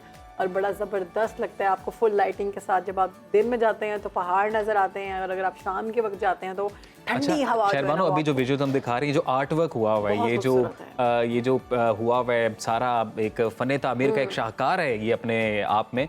और ये एरिया मैंने भी देखा है, बिल्कुल जो फूड स्ट्रीट वो बनी हुई है स्टार्टिंग में, बन गई है और बहुत खूबसूरत है। और ये बिल्कुल ये गुरुद्वारा भी बहुत खूबसूरत है। इसको बंद कर दिया गया है अब तो सिक्योरिटी रीजंस या फिर किसी और वजह से, लेकिन ये है कि बहुत ही अगर आप जाते हैं ना तो कदीम वक्त की जो रिवायात हैं वो आपको वहाँ जाकर नज़र आती हैं। जैसे कि कहा गया कि हिंदू मत में इसको बहुत ज़्यादा पसंद किया जाता है, ये शहर बहुत ज़्यादा उनके लिए एक मुबारक है, क्योंकि वहाँ पर उनके जो एक मंदिर भी मेरे ख्याल से वहाँ पे बिल्कुल 7 मंदिर है, गुरुद्वारा है और उसके बिल्कुल 7 मंदिर है। खूबसूरत है ये बहुत शहर। पाकिस्तान का हर शहर खूबसूरत है अगर उसको साफ़ रखा जाए और अगर उसका ख्याल रखा जाए तो पाकिस्तान की कदर करें। हमारा पाकिस्तान जो है ये वो क्या कहा जाता है कि ये बहुत मेहनत से और बड़ी दुआओं से हमने बड़ी हासिल दुआओं किया से है। बड़ी कुर्बानियों के बाद हमने हासिल किया है जी, बेशक। और इसे अपना घर समझ के, जिस तरह अपने घर को हम साफ रखते हैं, हम हमेशा ये बात करते हैं, उसी तरीके से जब आप घर से बाहर हों तो तब भी आप ये समझे पाकिस्तान आपका घर है, इसके गलियां बाजार, इसकी सड़कें, इसके गांव सब हमारा है, हमारा घर है और इसे साफ रखना है। कितने खूबसूरत कल्चर है हमारे पास, हर तरह के डिफरेंट कल्चर है। पंजाबी कल्चर की अगर बात की जाए तो हमारा सुनो पंजाब भी आ चुका है। आप पंजाबी देखना चाहते हैं, पंजाबी कल्चर से अगर आपको मोहब्बत है, माँ बोली से आपको मोहब्बत है तो सुनो पंजाब आप देख सकते हैं। तो ऐसा है मेरा पाकिस्तान और सुनो मेरी जान है पाकिस्तान। बिल्कुल मेरी जान है पाकिस्तान जी। और शहरबानो, एक मैसेज छोटा सा मैं देना चाहता हूँ इस मौके की मुनासिबत से, और वो ये कि जो भी रेलिवेंट अथॉरिटीज़ हैं उनको एक छोटा सा पैगाम है हमारा, और वो ये कि जैसे हमारा लाहौर में वर्ल्ड सिटी है, इसी तरीके से मुख्तलिफ जो जगह हैं, जो हिस्टोरिकल प्लेसेस हैं, उन्हें प्रिजर्व किया जा सकता है, उससे रेवेन्यू जनरेट किया जा सकता है। ऑल्दो कुछ चीज़ें बहुत अच्छी हो भी रही हैं डिपार्टमेंट्स की जानिब से, लेकिन still lot more to go. वहाँ पर अभी बहुत ही ऐसी चीज़ें हैं, बहुत सी इमारतें लाहौर वर्ल्ड सिटी में ऐसी हैं जिन्हें प्रिजर्व किया जा सकता है और उससे एक रेवेन्यू कमाया जा सकता है। ब्रेक लगानी पड़ेगी क्योंकि अब हमारे प्रोग्राम का जो वक्त है वो ख़त्म हो चुका हुआ है। इतना ज़बरदस्त प्रोग्राम, मुझे इतना मज़ा आया इतने दिनों बाद करने के लिए कि बिल्कुल 2 घंटे गुजर चुके हैं और पता नहीं चल रहा कि जो है वक्त ख़त्म हो चुका है। जब वक्त जो है वो ख़त्म हो गया जी, इंशाल्लाह कल आपसे मुलाकात होगी। तब तक के लिए अपना ख्याल रखें, मुझे और अजीम को अपनी दुआओं में याद रखिएगा। अल्लाह हाफ़िज़।